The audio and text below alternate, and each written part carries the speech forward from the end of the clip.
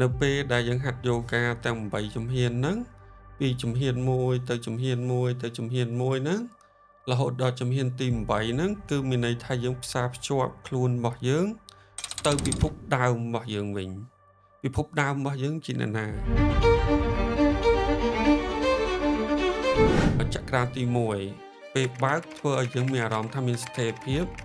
ជីវិតរបស់យើងដូចមានគ្រឹះយ៉ាងផ្ទះយើងដូចមានគ្រឹះយ៉ាងជីវិតនឹងណវាអត់ឆេតឆាបវាអត់ឃ្លីងឃ្លោងអញ្ចឹងណាអារម្មណ៍មានសុវត្ថិភាពអារម្មណ៍នឹងណនៅក្នុងការហាត់យូហ្គាវាមានទស្សនវិជ្ជានៅខាងក្រោយចា៎បាទអញ្ចឹងការហាត់ការមានទស្សនវិជ្ជានឹងហើយតែធ្វើឲ្យគ្រូខុសពីកូនសិស្សធម្មតាគ្រូដឹងសាច់រឿងខាងក្នុងច្រើនដឹងពីខ្លឹមអត្តន័យអត្តរូបនៅក្នុងយូហ្គានឹងច្រើនជាងកូនសិស្សជំងឺ stress នេះមួយគឺតាក់ទងទៅរឿងការមកខែនឹងខ្លាំងមែនតើចា៎បើយើង stress ខ្លាំងជួនកាលរាំងរដូវឬក៏មកច្រើនជ្រុលពុះពីធម្មតាចាលោកគ្រូអញ្ចឹងក៏វាជាបញ្ហាសុខភាពរបស់ស្ត្រីដែរចា៎អញ្ចឹងយូហ្គានឹងជួយដល់សុខភាពស្ត្រីខ្លាំងមែនតើមក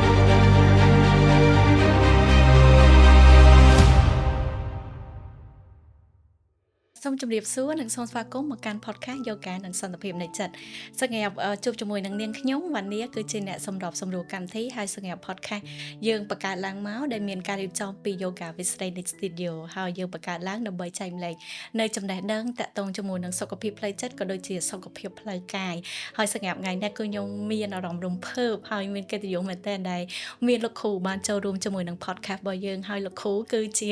first Cambodia Yoga Instructor ចាសូមស្វាគមន៍ជាមួយនឹងលោកគ្រូយ៉ានបណ្ណៈចាជម្រាបសួរលោកគ្រូបាទជំរាបសួរចាលោកគ្រូរំភើបមែនតើហើយខ្ញុំគិតថាថ្ងៃនេះពេលដែលខ្ញុំបានសន្ទនាជាមួយនឹងលោកគ្រូខ្ញុំដឹងថាលោកគ្រូនឹងផ្ដល់ដំបូន្មាន advice តាក់ទងជាមួយនឹង Yoga សុខភាពរបស់យើងទាំងផ្លូវចិត្តនិងផ្លូវកាយហើយខ្ញុំដឹងថាអ្នកស្ដាប់របស់យើងក៏កំពុងតែរងចាំតាក់ទងជាមួយនឹងប្រវត្តិរបស់លោកគ្រូក៏ដូចជាដំណើរការថាមិនបានជាលោកគ្រូបានស្គាល់ Yoga បាទចាលោកគ្រូនិយាយចំទៅខ្ញុំចាប់ផ្ដើមស្គាល់យូហ្គាហ្នឹងតាំងពីឆ្នាំ2004ពេលហ្នឹងខ្ញុំធ្វើការនៅសន្តាគារមួយគឺលំដាប់កាយ5អញ្ចឹងការងារច្រើនហើយមានសម្ពាធផ្លូវចិត្តច្រើនខ្ញុំមានបញ្ហាសុខភាពផ្លូវចិត្តមួយដែលគេហៅថា anxiety ឬជំងឺថប់បារម្ភអញ្ចឹងជំងឺហ្នឹងវាធ្វើឲ្យយើងឆាប់ភ័យហើយពិបាកគេង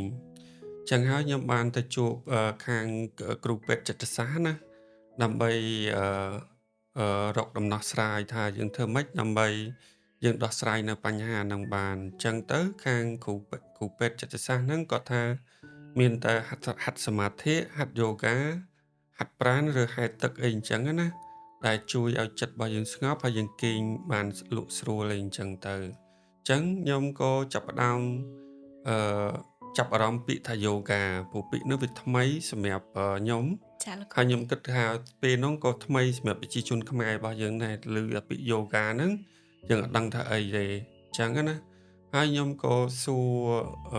គ្រូពេទ្យថាយូហ្គាហ្នឹងស្អីអញ្ចឹងទៅគាត់ថាយូហ្គាហ្នឹងគឺជាលំហាត់ប្រាណមួយយ៉ាងដែលពុតរាងកាយរបស់យើងធ្វើឲ្យរាងកាយរបស់យើងហ្នឹងរឹងមាំងាយបត់បែន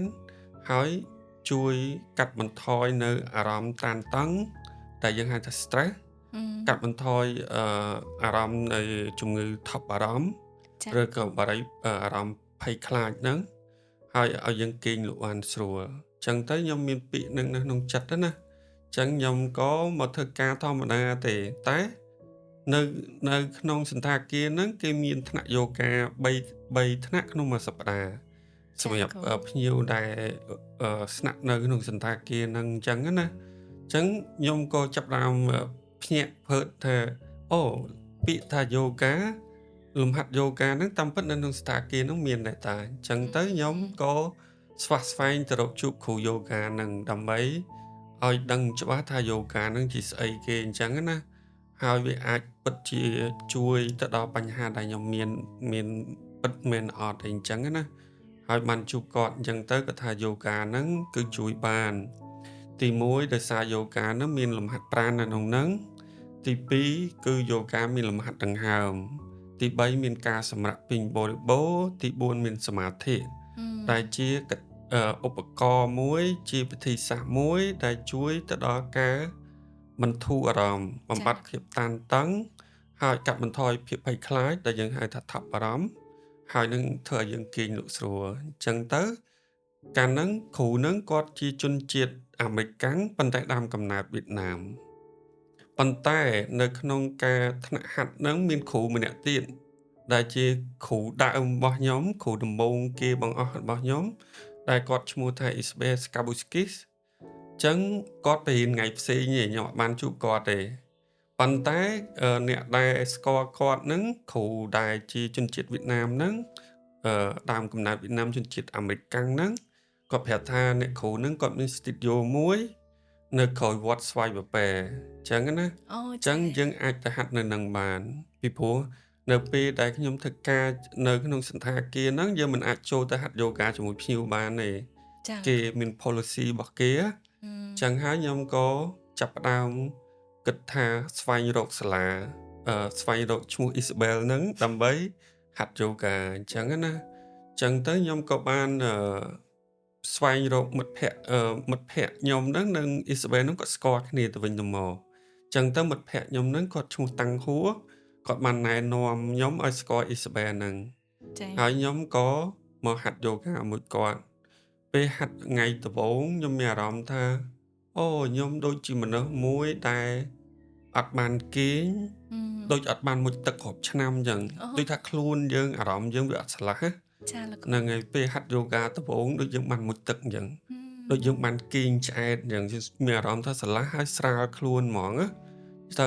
ងទៅខ្ញុំគិតថាអូនេះហើយជាលំហាត់ប្រាណដែលខ្ញុំត្រូវការសម្រាប់បញ្ហាសុខភាពរបស់ខ្ញុំអញ្ចឹងណាខ្ញុំក៏ចាប់ផ្ដើមជជែកសួរជាមួយគាត់ថាធ្វើម៉េចឲ្យខ្ញុំបានហាត់យូហ្គាជាប្រចាំអីអញ្ចឹងហើយការងារខ្ញុំនោះវារវល់ណាស់អីអញ្ចឹងគាត់ក៏និយាយថាអញ្ចឹងអ្នកឯងស្រឡាញ់យូហ្គាមែនមកស្រឡាញ់យូហ្គាអ្នកឯងគួរមកធ្វើការមួយខ្ញុំមកហ្នឹងហើយមកជួយគ្រប់គ្រង studio របស់ខ្ញុំមកចឹង studio កាលនោះឈ្មោះ Natra Studio ហ្នឹងហើយNatra ហ្នឹងគឺមុននឹងចាប់ផ្ដើមបង្កើតអង្គការអញ្ចឹងមុននឹងអង្គការហ្នឹងមានសាលា studio មួយសិនឈ្មោះ Natra សិនហ្នឹងហើយអញ្ចឹង Natra ហ្នឹងខ្ញុំក៏មកធ្វើការមួយគាត់ចឹងខ្ញុំក៏មានឱកាសក្នុងការហាត់យូហ្គាជាមួយគាត់ហ្នឹងកាន់តែច្រើនជាងមុនដោយសារខ្ញុំទទួលភ្ញៀវខ្ញុំធ្វើការងារ admin ហើយខ្ញុំមានពេលទៅនេះខ្ញុំទៅហាត់មួយគាត់ ចា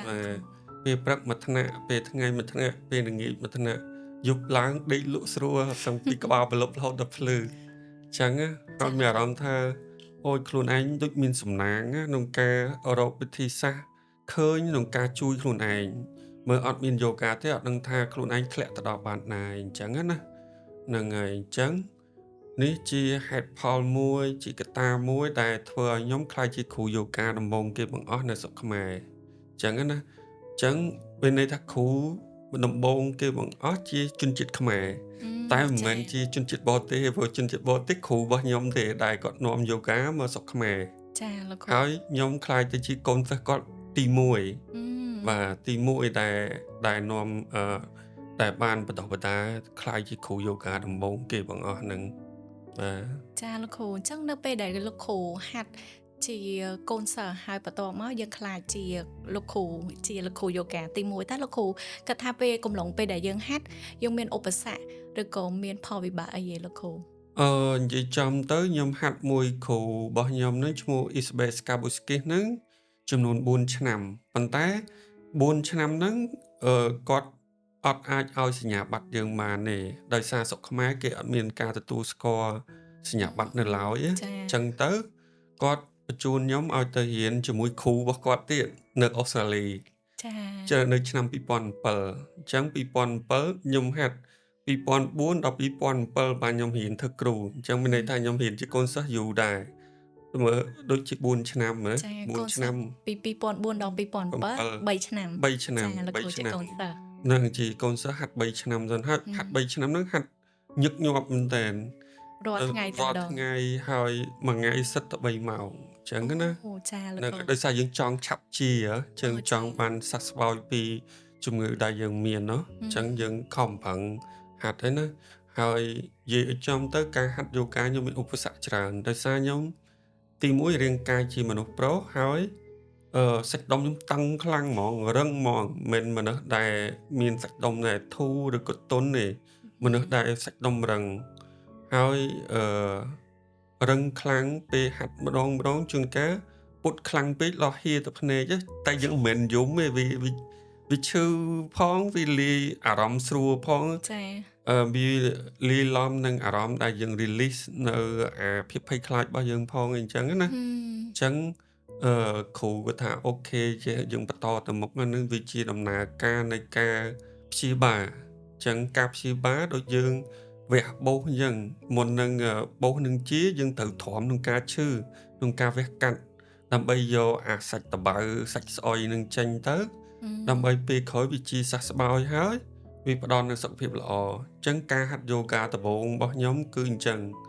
មានការប្រតិកម្មច្រើនជួនកាលទៅហាត់ធ្វើក្បាច់មួយអត់បាននឹងតូចចិត្តអង្គុយយំក៏មានដែរពេលខ្លះហាត់ច្រើនពេកទៅយើងឈឺពេញរាងកាយហ្មងណាដល់ម៉ោងហាត់ខ្ជិលអូយឈឺទៀតហើយឈឺសាច់ដុំទៀតហើយអញ្ចឹងណាអញ្ចឹងខ្ញុំមានឧបសគ្គច្រើនឧបសគ្គមួយទៀតអឺដែលក្រៅពីការហាត់អាសនាបែរយើងហៅហាត់ក្បាច់យូហ្គាគឺទស្សនវិជ្ជារបស់យូហ្គាវាសិក្សាពេលនោះអត់មានជាភាសាខ្មែរសោះហ្មងមានតែជាភាសាអង់គ្លេសអញ្ចឹងដោយសារភាសាអង់គ្លេសរបស់យើងមានកម្រិតហើយអាអង់គ្លេសនៅក្នុងទស្សនវិជ្ជាយូហ្គាហ្នឹងគឺជាអង់គ្លេសមួយដែលកម្រិតខ្ពស់ទៀតពាក្យមួយវាមានពាក្យស៊ីជម្រៅរបស់វាអញ្ចឹងមិនមែនពាក្យដែលយើងនិយាយធម្មតាប្រស័យតាក់ទងគ្នាធម្មតាវាជាពាក្យមួយដែលមានខ្លឹមសារមានអត្ថន័យខ្ពង់ខ្ពស់តែធ្វើឲ្យយើងពិបាកយល់អាហ្នឹងជាការចងចាំរបស់ខ្ញុំក្នុងការរៀនទស្សនវិជ្ជារហូតដល់ខ្ញុំជំនះរហូតដល់ពេលឥឡូវហ្នឹងពេលខ្ញុំដឹកនាំវគ្គបណ្ដុះបណ្ដាលអីខ្ញុំដឹកនាំខាងផ្នែកទស្សនវិជ្ជាព្រោះខ្ញុំដឹងយល់ថាការរៀនទស្សនវិជ្ជានៅក្នុងយូហ្គាគឺមានផលលំបាកច្រើនដែលយើងរៀនជាភាសាអង់គ្លេសចាលោកគ្រូហ្នឹងហើយហើយមួយទៀតខ្ញុំមានឧបសគ្គច្រើនដែលតាក់ទងនឹងអ្នកផ្ទះឬក៏មិត្តភ័ក្តិដែលនៅជុំវិញខ្លួនគេសួរហែងធ្វើការរាល់ថ្ងៃធ្វើការឲ្យគេហាត់អីគេយើងបញ្យល់ថាយូហ្គាវាអញ្ចេះហើយទៅគេថាច្រកខែងដូរហើយមិត្តភ័ក្តិណាពីមុនយើងចូលចិត្តចេញពីធ្វើការហើយយើងទៅជួបជុំមិត្តភ័ក្តិជប់លៀងផឹកស៊ីអីអញ្ចឹងណាដល់ពេលតាំងពីយើងចូលយូហ្គាមកយើងឈប់ដើរលេងច្រើនលេងមានន័យថាទៅពេលយប់ដើរលេងពេលយប់ច្រើនផឹកស៊ីអីដូចពីមុនទៀតណាអញ្ចឹងយើងគិតពីសុខភាពច្រើនគិតពីអឺដូចថាបែបបទនៃការរស់នៅបែបថ្មីអីអញ្ចឹងណាហ្នឹងហើយដល់ពេលអញ្ចឹងទៅមិត្តភក្តិគេថាចម្លែកអានេះទៅវាចូលយូហ្គាមកឈួតបណ្ដោយអញ្ចឹងគេរហូតដល់គេថាអញ្ចឹងចាលោកគ្រូហើយអ្នកផ្ទះខ្ញុំថាកូនគាត់មួយនឹងបែកបាត់លេងទៅផ្ទះលេងអីមិត្តបងប្អូនហៅផឹកស្រាផឹកអីលេងផឹកលេងអីអញ្ចឹងហើយលេងសូវនិយាយស្ដីអីទៅវិចពីសដូចពីមុនអញ្ចឹងណាអញ្ចឹងដោយសារតែក្នុងទស្សនវិជ្ជារបស់យូហ្គាហ្នឹងវាមានកិត្តក្រមរបស់គេក្នុងបែបបទនៃការរស់នៅរបស់គេអញ្ចឹងណាហ្នឹងហើយអញ្ចឹងឧបសគ្គច្រើននិយាយចំអ្វីក៏ដោយតែថ្មីហើយដំបូងគេអត់ស្រួលទេគឺពិបាកគ្រប់បែបយ៉ាងសម្បីតែក្បាច់ហ្នឹងក៏យើងមិនចេះជាភាសាព្រោះឈ្មោះក្បាច់ហ្នឹងវាឈ្មោះជាភាសាសំស្ក្រឹតហើយយើងអត់ចេះសំស្ក្រឹតទេអញ្ចឹងមកក្បាច់អង្គុយទិញឈ្មោះវានឹងរហូតដល់ចាំអីអញ្ចឹងណាហ្នឹងហើយបន្ទាប់មកក៏ខ្ញុំធ្វើឲ្យក្បាច់ហ្នឹងការហៅឈ្មោះហ្នឹងឲ្យមានភាពងាយស្រួលជាចំណុចមួយដែរតែយើងហៅឈ្មោះជាខ្មែរអញ្ចឹងណាដូចក្បាច់ឆ្កែអោនមុខចោក្បាច់ឆ្កែងើបមកក្បាច់ពោះវែងអីអញ្ចឹងណាតែដំបូងគឺពិបាកយើងមុននឹងយល់ថាចំក្បាច់ហ្នឹងមិនបានគេហៅក្បាច់ឆ្កែអោនមុខចោជាភាសាសំស្ក្រឹតហើយយើងត្រូវ search ទៅរកជាភាសាអង់គ្លេសថាហ្នឹងគេថាម៉េចហើយបានយើងបកប្រែជាខ្មែរអញ្ចឹងណាចឹងឧបសគ្គច្រើននិយាយចំឧបសគ្គច្រើនណាស់ក្នុងការហាត់យូហ្គា4ឆ្នាំដំបូង 3-4 ឆ្នាំដំបូងគឺឧបសគ្គច្រើនហើយឧបសគ្គមួយទៀតនៅពេលដែលយើងធ្វើគ្រូយូហ្គា យើងព្យាយាមផ្សព្វផ្សាយជាភាសាខ្មែរថាមានថ្នាក់គ្រូយូហ្គាបរៀនជាភាសាខ្មែរអត់មាននរណាគេមកហាត់ហ្នឹងហើយមានអ្នកមកហាត់ដែរតែខ្មែរនៅបរទេសមានន័យថាខ្មែរហ្នឹងគាត់ធ្លាប់ទៅរស់នៅគាត់ធ្លាប់ទៅធ្វើការទៅរកស៊ីនៅស្រុកនៅបរទេសហើយគាត់ដឹងពីអត្ថប្រយោជន៍យូហ្គាហ្នឹងគាត់មកជួយចូលហាត់ណាលើកទឹកចិត្តយើងមានន័យថាពួកគាត់លើកទឹកចិត្តយើងអញ្ចឹងណាចឹងកាលពី2007ហ្នឹងមកពីរៀនអូស្ត្រាលីវិញមានអារម្មណ៍ថាខ្លួនឯងចោលលុយទៅរៀនជំនាញមួយដែលយកមកស្រុកខ្មែរគេអត់ស្គាល់ហ្នឹងហើយចឹងយើងអត់មានបានចំណូលអីពីការហាត់យូហ្គាហ្នឹងបាក់ free ហ្នឹងឲ្យគេហាត់ free ហ្នឹងក៏គេមិនមកផងគឺគេអត់ស្គាល់ហ្នឹងហើយដល់ពេលក្រោយមកដោយសារតែយូហ្គាហ្នឹងវាល្បីខ្លាំងនៅបរទេសអញ្ចឹងហើយមានទូទស្សន៍ខ្មែរយើងតែគាត់មានថ្នាក់ដឹកនាំជាជនជាតិបរទេសគាត់ចង់ផ្សព្វផ្សាយខ្ញុំចាំបានអ្នកដឹកនាំគ្រប់គ្រងស្ថានីយ៍ទូទស្សន៍ប៉ុស្តិ៍លេខ11ហ្នឹងគាត់ជាជនជាតិបារាំង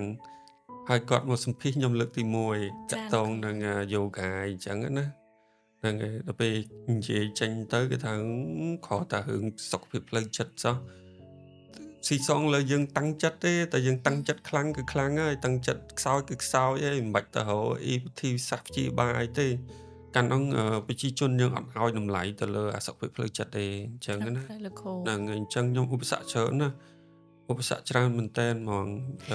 ហើយឧបសគ្គនៅពេលចេញទៅរៀនកូនសិស្សមានឧបសគ្គមួយចំនួនមកជាហ៊ានទៀតហ្នឹងហើយនិយាយទៅតាមដំណាក់កាលព្រោះស្ដាប់លោកគ្រូប្រវត្តិរបស់លោកគ្រូបានទៅសិក្សាទៅដល់សុខក្រៅហើយយើងជាកូនសិស្សមួយដែលអត់សូវចេះភាសាហើយលោកគ្រូអាចបំបែកជាភាសា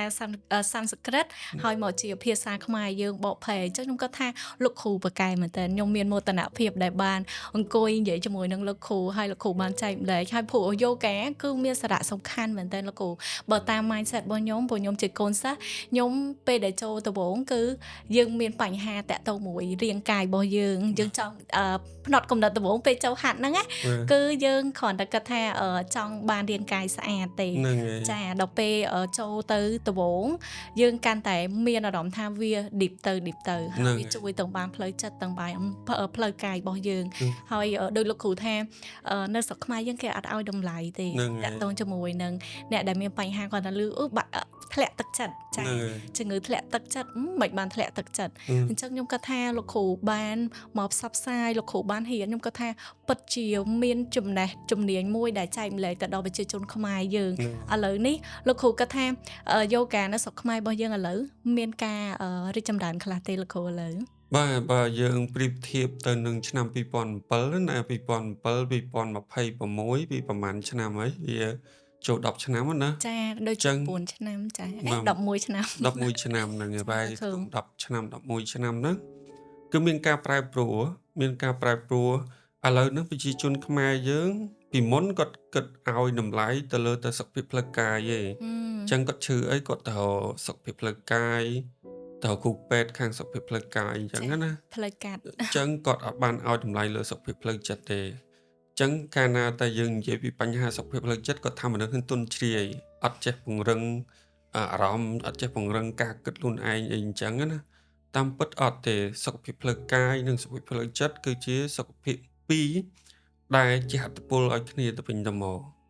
ចឹងបើសិនមកយើងមានបញ្ហាសុខភាពផ្លូវកាយយូរវានឹងជាហត្ថពលទៅលើសុខភាពផ្លូវចិត្តរបស់យើងបើយើងមានជំងឺសុខភាពផ្លូវចិត្តយូរវានឹងជាហត្ថពលទៅលើផ្លូវកាយរបស់យើងឧទាហរណ៍ថាយើងកើតជំងឺ stress ថប់បារម្ភបើយើងកើតក្នុងរយៈពេលយូរយើងនឹងមានជាហត្ថពលទៅលើការគេងរបស់យើងជាហត្ថពលទៅលើការលិកកាពះពោះវៀនរបស់យើងអញ្ចឹងណាការលិកកាពះពោះវៀនសុខភាពផ្លូវកាយឯណាតែយើងអាលិយូរក៏ប៉ះពាល់ទៅដល់ការគេងហើយនិងសុខភាពផ្លូវចិត្តរបស់យើងដែរអញ្ចឹងវាជាសុខភាពពីរដែលមិនអាចបេះចេញពីគ្នាវាត្រូវតែនៅជាមួយគ្នាវាត្រូវតែប្រសើរដូចគ្នាក្នុងការធ្វើឲ្យជីវិតមនុស្សម្នាក់រស់នៅនឹងមានគុណតម្លៃមានន័យថាសុខភាពល្អទាំងពីរបានអាច lifestyle របស់យើងនិងដំណើរជីវិតរបស់យើងវាមានគុណភាព នឹង ចាលោកគ្រូហ្នឹងហើយលោកគ្រូតកតងជាមួយនឹងបញ្ហាផ្លូវចិត្តខ្ញុំគិតថាសំខាន់មែនតើព្រោះខ្ញុំធ្លាប់ឧទាហរណ៍ក្នុងរយៈពេល1ខែ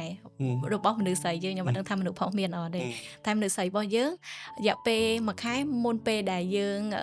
មកខែ មើង ចាអញ្ចឹងយើងតែងតែមានអារម្មណ៍ថាដូចយើងធ្លាក់ទឹកចិត្តទោះអត់មានរឿងអីក៏ដោយយើងមានបញ្ហា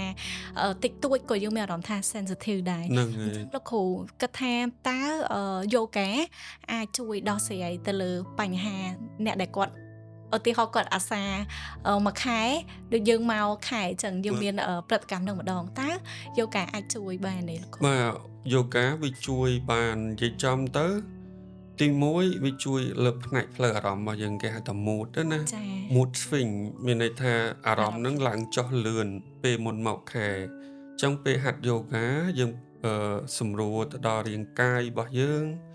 សម្រួលទៅដល់ដង្ហើមរបស់យើងសម្រួលទៅដល់ផ្លូវចិត្តរបស់យើងធ្វើឲ្យយើងនឹងអាចគ្រប់គ្រងនៅអាគេហៅ swing mood អារម្មណ៍ឡើងចុះនឹងបាន ចា ទី2គឺតាក់ទងទៅនឹងប្រព័ន្ធគេហៅថាប្រព័ន្ធដំណរពូជរបស់យើងណាសុខភាពដំណរពូជ ចា អញ្ចឹងការមកថ្ងៃខែខាងបរោះអត់មានទេតែខាងស្ត្រីគាត់មានមួយខែគាត់ត្រូវមានមកម្ដងអញ្ចឹងណា ចា អញ្ចឹងការដែលហាត់យូហ្គាការដែលធ្វើសមាធិសម្រាប់ពេញបរិបូរណ៍លំហាត់ដង្ហើមគឺជួយឲ្យអាដំណើរការអុកម៉ូននៅក្នុងខ្លួនរបស់យើងនឹងដំណើរការបានទៅធម្មតាបែបធម្មជាតិហើយមានសុខភាពល្អណាអញ្ចឹងបើសិនបើយើង stress ច្រើនជំងឺ stress នេះមួយគឺតាក់ទងទៅរឿងការមកខែនឹងខ្លាំងមែនតើ ចា បើយើង stress ខ្លាំងជួនកាលមករាំងរដូវឬក៏មកច្រើនជ្រុលហួសពីធម្មតា ចាលោកគ្រូ អញ្ចឹងក៏វាជាបញ្ហាសុខភាពរបស់ស្ត្រីដែរ ចា អញ្ចឹងយូហ្គានឹងជួយដល់សុខភាពស្ត្រីខ្លាំងមែនតើហ្មងនិយាយចំណា ចា អញ្ចឹងហើយបើនៅស្រុកខ្មែរយើងមាន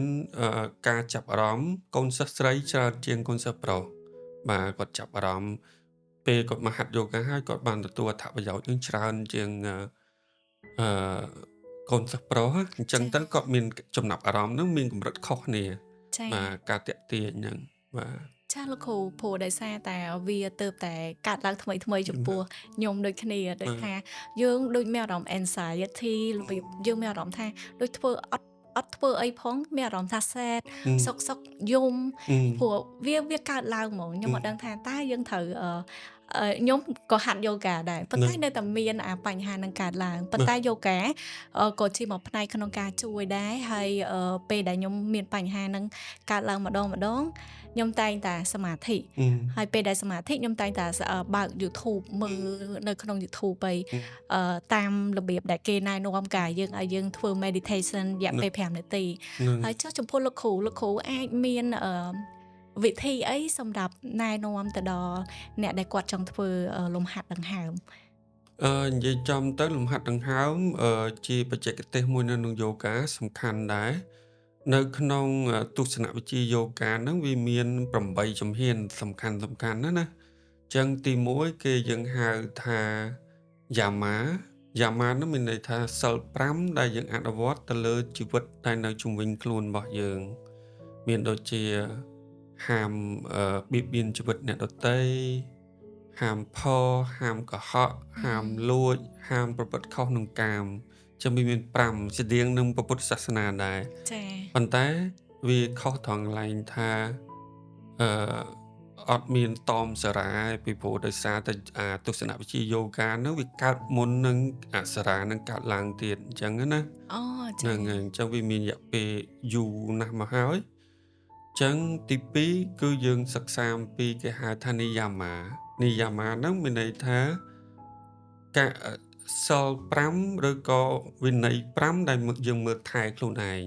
ចាលោកគ្រូ បាទទី1ដូចការលាងសម្អាតខ្លួនរស់នៅស្អាតផឹកស្អាតញ៉ាំស្អាតអីអញ្ចឹងណា ចា ទី2គឺការឲ្យយើងចេះរីករាយនៅអ្វីដែលយើងមានអញ្ចឹងបើចិត្តរបស់យើងបើយើងអត់បង្រៀនឲ្យវាចេះរីករាយនៅអ្វីយើងមានទេយើងតែងតែឃើញរបស់អ្នកដទៃល្អជាងរបស់យើងអញ្ចឹងណា ចាលោកគ្រូ អញ្ចឹងចិត្តរបស់យើងវាត្រូវការរៀនវាត្រូវការយើងបង្រៀនវាអញ្ចឹងឧទាហរណ៍ថាយើងមានម៉ូតូជិះយើងឃើញគេជិះឡានយើងចង់បានឡានដែរ ចា អញ្ចឹង ដល់ពេលយើងមានឡានជិះឃើញគេជិះយន្តហោះយើងចង់ជិះយន្តហោះដែរ ចាលោកគ្រូហ្នឹងហើយអញ្ចឹងវាបណ្ដាញអញ្ចឹងណាចិត្តរបស់យើងវាបណ្ដាញអញ្ចឹងអាហ្នឹងមួយហើយមួយទៀតគេឲ្យយើងមានវិន័យក្នុងការរស់នៅហ៊ឹមវិន័យក្នុងការគេងវិន័យក្នុងការញ៉ាំវិន័យក្នុងការទំនាក់ទំនងហ៊ឹមអញ្ចឹងណាចាលោកគ្រូបាទអញ្ចឹងអាហ្នឹងខាងផ្នែកវិន័យអញ្ចឹងឧទាហរណ៍មនុស្សពេលដែលហាត់យូហ្គាទៅគាត់ចាប់ផ្ដើមមានវិន័យល្អព្រលឹមឡើងគាត់ត្រូវហាត់យូហ្គាដល់ពេលញ៉ាំគាត់ត្រូវរើសយកអាហារដែលមានសុខភាពល្អចាលោកគ្រូគាត់មានវិន័យក្នុងខ្លួនរបស់គាត់ដល់ម៉ោងគេងគាត់គេងគាត់អត់នៅអូសទូរស័ព្ទមើល Facebook អីអញ្ចឹងណាហ្នឹងហើយបន្តមកទៀតគេហៅថាស្វាឌីយាយាមានន័យថាការសិក្សាអំពីខ្លួនឯងស្វាឌីយ៉ាយ៉ាស្វាឌីយាយាដូចថាអឺមិនបានអូននឹងចូលចិត្តធ្វើ back bend អូធ្វើ back bend ទៅបត់ដុំខ្លួនទៅក្រោយទៅអារម្មណ៍ថាស្រាលស្រួលខ្លួនចាលោករាងគ្រូស្អាតអីអញ្ចឹងណាចាអាហ្នឹងជាការសិក្សាខ្លួនឯងចាឬយើងមានពេលតនេយើងអានសភៅទស្សនវិជ្ជាផ្សេងៗអំពីជីវិតហ៊ឹមនឹងក៏គេហៅថាការសិក្សាអំពីខ្លួនឯងដែរហ៊ឹមគេហៅស្វាឌីយាយាហើយបន្ទាប់មកគេឲ្យយើង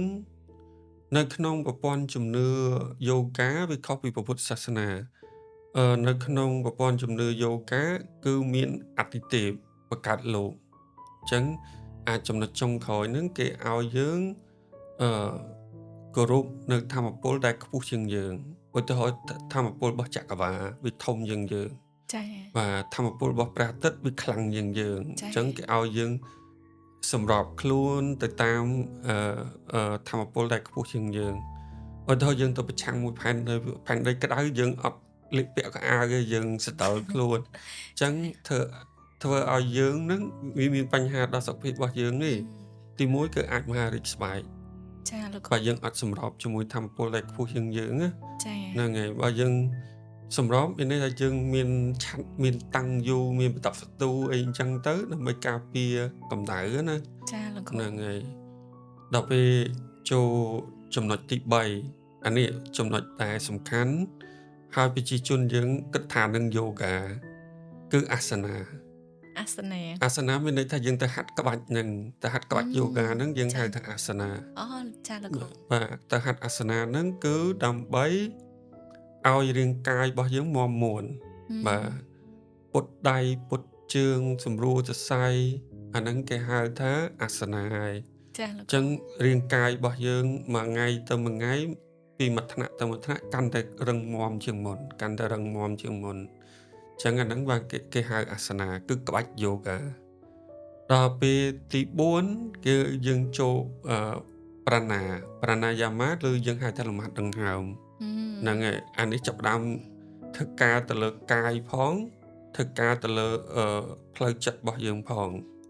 ចាប់ផ្ដើមឆ្លងណាមានន័យថាដូចស្ពានឆ្លងពីមួយទៅមួយអញ្ចឹងណាចាលោកគ្រូពីកាយហើយនឹងចិត្តអញ្ចឹងប្រាណាយាមាវាធ្វើការទៅលើពីរទី1គឺតកតងនឹងរាងកាយរបស់យើងពេលយើងដកដង្ហើមវែងវែងអញ្ចឹងទៅវាជួយឲ្យរាងកាយរបស់យើងសម្រាកស្រួលលាសាច់ដុំអីអញ្ចឹងណាដល់ពេលតកតងនឹងសុខភាពផ្លូវចិត្តសំទោសចូលផ្លូវ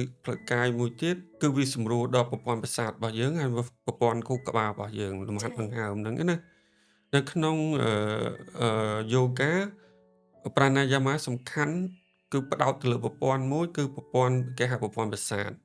ហើយប្រព័ន្ធប្រសាទនោះវាបែងចែកជាពីរគេហៅ sympathetic parasympathetic អាពីរអ្នកហ្នឹងធ្វើការខុសគ្នា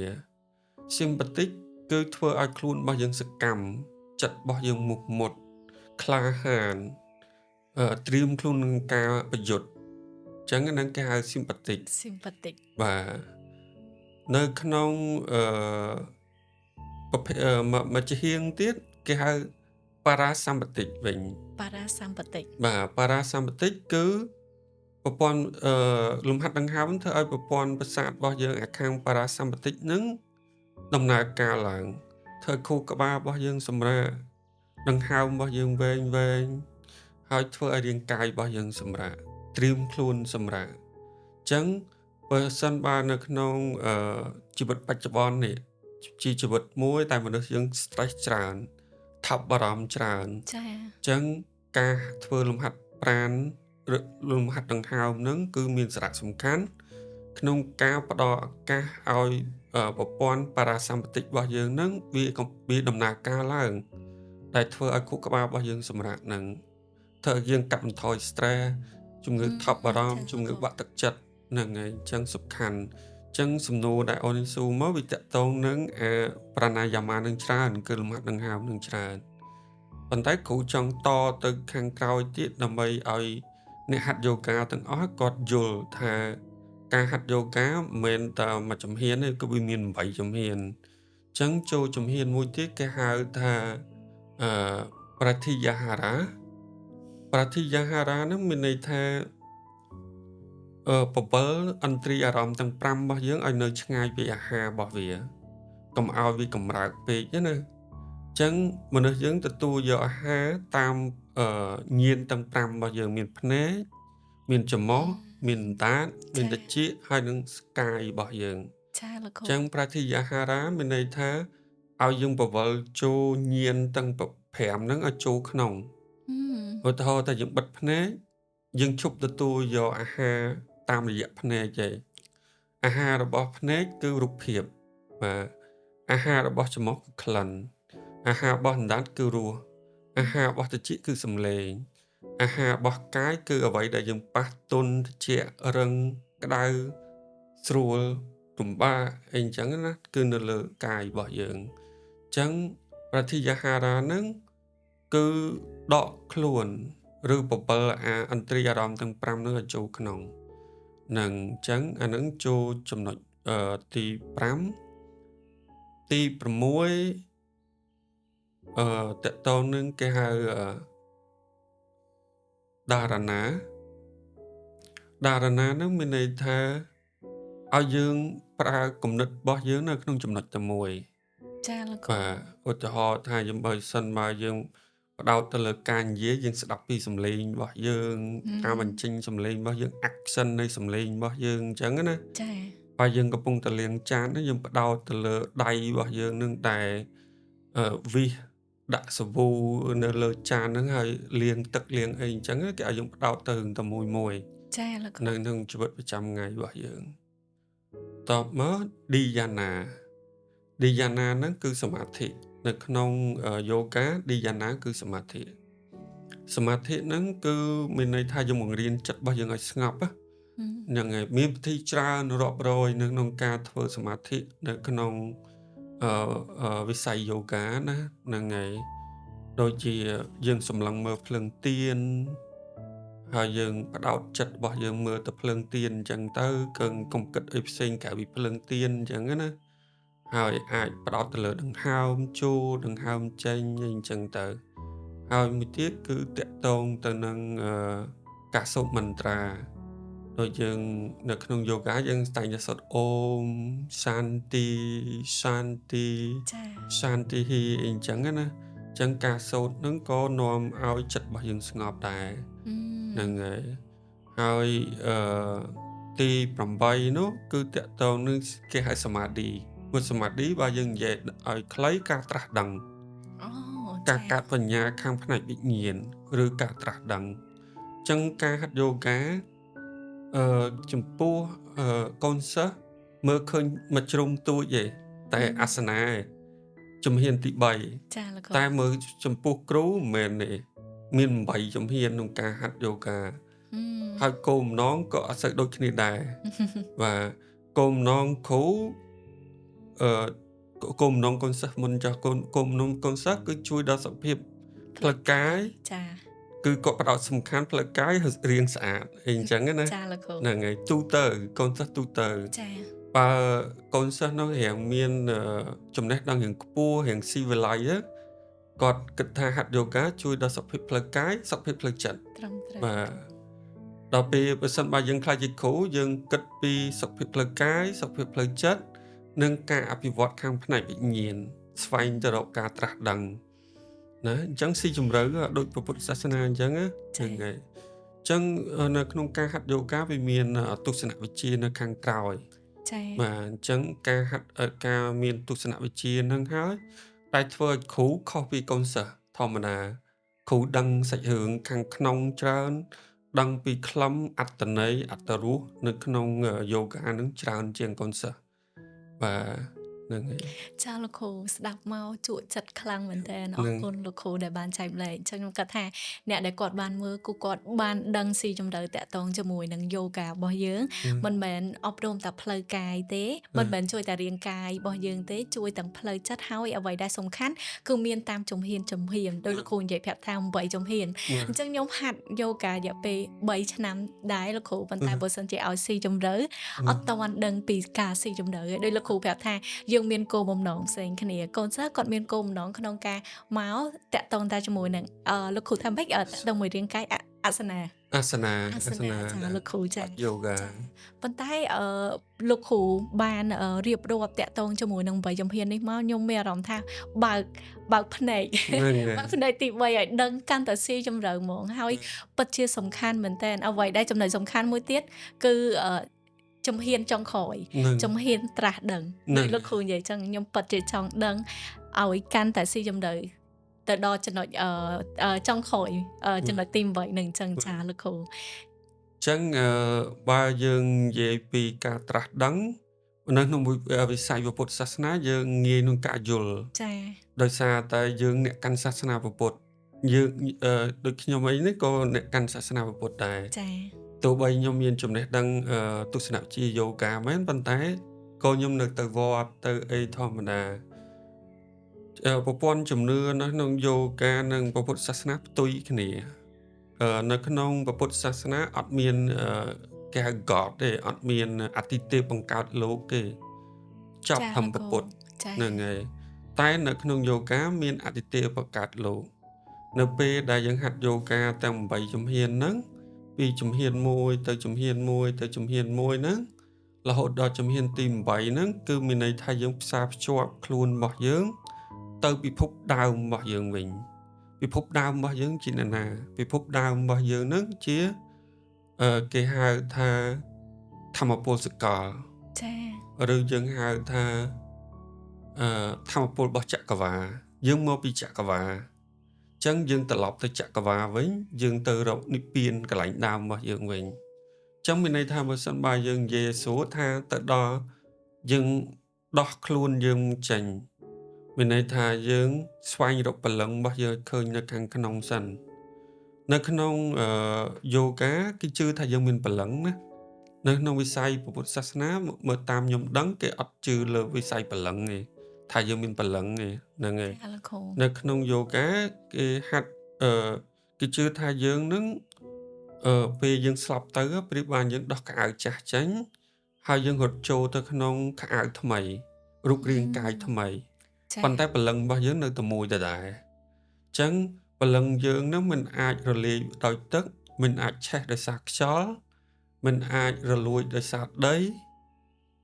មិនអាចហួតដោយសារខ្យល់ទេអញ្ចឹងព្រលឹងរបស់យើងនឹងមានរាប់លានជាតិមកហើយតាំងពីយើងកើតមកអញ្ចឹងណា ចា អ លោក ញ្ចឹង គ្រូ នៅពេលដែលយើងហាត់យូហ្គាហ្នឹងយើងលះបង់អ្វីដែលមិនមែនជាព្រលឹងរបស់យើងចេញដូចរូបរាងកាយរបស់យើងចិត្តរបស់យើងចេញឲ្យនៅសតតែព្រលឹងបរិសុទ្ធណា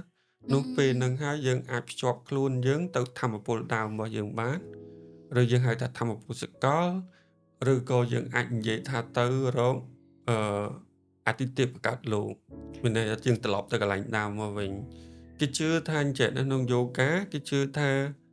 គ្រប់ជីវិតសត្វដែលមានវិញ្ញាណទាំងអស់ហ្នឹងណាវាប្រៀបបាននឹងម៉ូលេគុលទឹកទូចមួយនៅក្នុងមហាសមុទ្រ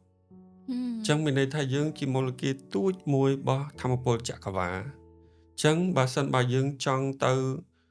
ឲ្យផុតពីអ្វីដែលជាពិភពធម្មជាតិឬក៏ពិភព លោកីយៈមានន័យថាពិភពលោកីយៈហ្នឹងពិភពវឹកវរណាមានន័យថាមានជីវិតមានសម្ពាធមានអីអញ្ចឹងណាអញ្ចឹងមានកម្មសិទ្ធិមានអីអញ្ចឹងតោះយើងដោះអានឹងអស់បានយើងទៅពិភពដើមរបស់យើងវិញយើងសម្រេចបាននៅការត្រាស់ដឹង ចាលោកគ្រូធ្វើម៉េចបានយើងអាចដឹងថាយើងអាចទៅដល់ជំហានហ្នឹងហើយយើងដោះសម្រាប់ដោះលែងខ្លួនឯងធ្វើម៉េចឲ្យយើងដឹងលោកគ្រូ នៅក្នុងយូហ្គា អានេះខ្ញុំនិយាយតាមទ្រឹស្ដីណាព្រោះខ្ញុំវាអត់ទាន់ទៅដល់ចំណុចហ្នឹងដែរ អញ្ចឹងមានន័យថាយើងនិយាយតាមទ្រឹស្ដី ចាលោកគ្រូ ហ្នឹងហើយតាមទ្រឹស្ដីហ្នឹងគេថានៅចុងឆ្អឹងខ្នងរបស់យើងហ្នឹងចុងឆ្អឹងកញ្ចូនគូតរបស់យើងហ្នឹងមិននៅក្បែរនឹងរុនគូតរបស់យើងហ្នឹងមានធម្មពលមួយគេហៅ Kundalini Kundalini Kundalini Kundalini ហ្នឹង ចា ហើយ លោកគ្រូ ហើយធម្មពលហ្នឹងវាថ្វាយវេដូចពុះអញ្ចឹងពុះថ្វាយវេក្នុងសបកអញ្ចឹងណាឬក៏យើងដូចស្លាប់ដូចធុកមូសដែលយើងមើលទៅឃើញគេគួចដូចគួចខ្យងនេះដែលគួចខ្យងអញ្ចឹងហើយធម្មពលហ្នឹងគ្រាប់ពូជហ្នឹងយើងមានទាំងអស់គ្នាមនុស្សលើលោកហ្នឹងអ្នកណាក៏មានដែរពូជហ្នឹងវាដេកសងំនៅហ្នឹងពេលយើងហាត់យូហ្គាយើងចាប់ផ្ដើមទៅដាស់ឲ្យវាភ្ញាក់អាធម្មពលហ្នឹងធម្មពល Kundalini Yoga ហើយវាហូរពេលមុននឹងវាហូរឡើងមកលើបានតចក្រាទាំង7របស់យើងបើកសិន ចក្រាទាំង7 ចក្រាទាំង7ចក្រាហ្នឹងមកពីពាក្យថាកងឬកងចក្របើយើងមើលរឿងណាចាបានយើងស្រួលយល់កងចក្ររបស់ណាចាហ្នឹងចាគឺពាក្យមកពីពាក្យចក្រាកងចក្រាហ្នឹងហើយគឺជាបណ្ដុំធម្មពលដែលវិលដូចស្លាប់កង្ហាល់នៅតាមបដោយឆ្អឹងខ្នងរបស់យើងមាន7ចក្រាទី1នៅចុងឆ្អឹងខ្នងរបស់យើងចុងឆ្អឹងកញ្ចូនគួតរបស់យើងនៅខាងក្រោមគួតបាទប៉ុន្តែវានៅលើឆ្អឹងខ្នងបាទចាខុសពីKundalini Yoga មិញនៅផុតពីឆ្អឹងខ្នងវានៅចុងឆ្អឹងខ្នងដែរតែវានៅផុតវានៅក្រៅឆ្អឹងខ្នងវានៅផុតពីឆ្អឹងខ្នងអញ្ចឹងទៅហ្នឹងហើយចក្រាទី2គឺនៅម្ដុំថងកន្លែងប្រដាប់ភេទរបស់យើងចាហើយទី3គឺនៅម្ដុំរំសិតរបស់យើងទី4នៅទ្រូងទី5នៅកំពង់កទី6យើងហៅភ្នែកទី3មិញអូនឯងនិយាយភ្នែកទី3តាមពិតនៅក្នុងយូហ្គាយើងមានភ្នែកទី3ដល់កន្លែងនេះចាហើយនឹងចក្រាទី7នៅលើប្រហើយរបស់យើងចាអញ្ចឹងនៅពេលដែលចក្រាទាំង7នឹងបើកហើយដូចបើកទ្វារអញ្ចឹងណាហើយពេលបើកហើយធម្មពល Kundalini Yoga នឹងហោះឡើងវាឡើងមកចក្រាទី1ចក្រាទី2ចក្រាទី3ចក្រាទី4ទី5ទី6ទី7អញ្ចឹងទៅបាទដល់ពេលដែលដល់ចក្រាទី7ហ្នឹងគឺវាហូរចេញតាមប្រហើយរបស់យើងវាភ្ជាប់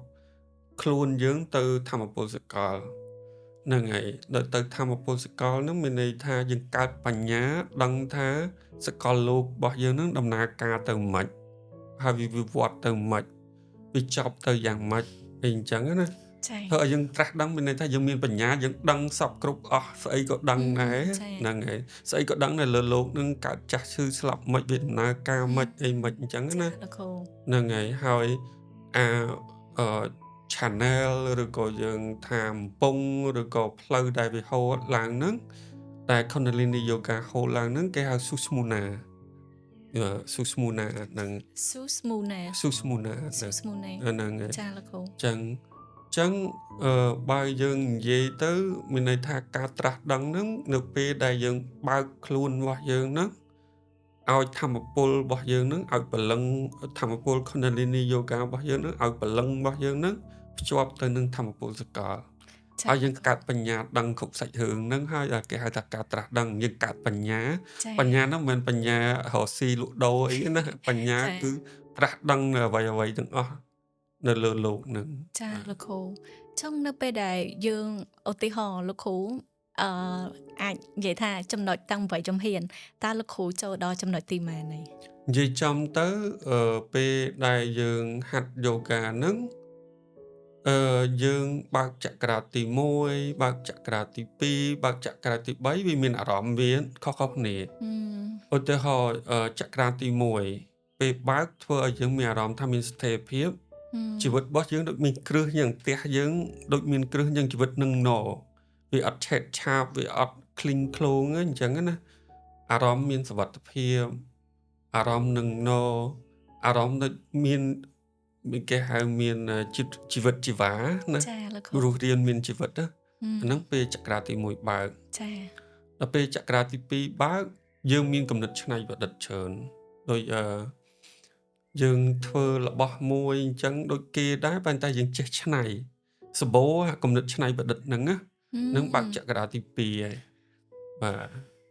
ខ្ញុំនិយាយខ្លីៗចុះកុំឲ្យវាវែងពេកខំវើនិយាយមកចក្រានោះវាវែងមែនតើមកនិយាយសឹងថាមកចក្រាប្រហែល1ម៉ោងអីចឹង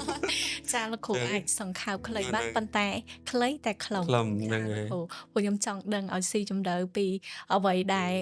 អ្នកដែលគាត់មកហាត់យូហ្គាគាត់មានឱកាសបានស្ដាប់លោក បាទ គ្រូអាចចែកម្លែកទៅគាត់មើលហើយគាត់មានអារម្មណ៍ថាអូយទទួលបានចំណេះដឹងច្រើនមែនតើ បា មិន ទ មកហាត់តែសារពាង្គកាយទេគឺដឹងពីចំណុច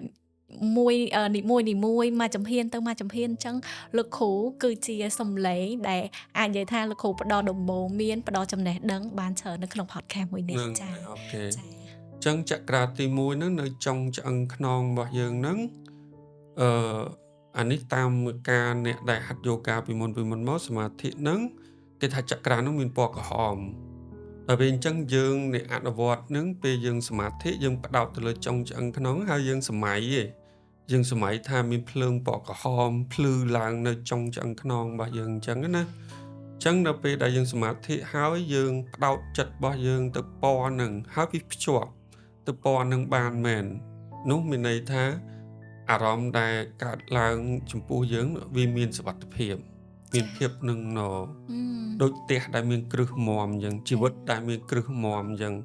ទោះជួបនៅឧបសគ្គបញ្ហាបក់បោកយ៉ាងណាក៏ដោយជីវិតរបស់យើងវានឹងណ ចាលោកគ្រូ ចឹងសំខាន់ណាស់ចក្រាទី1ហ្នឹងហើយចក្រាទី1ហ្នឹងភិកច្រើនយើងធ្វើក្បាច់ទៅលើជើង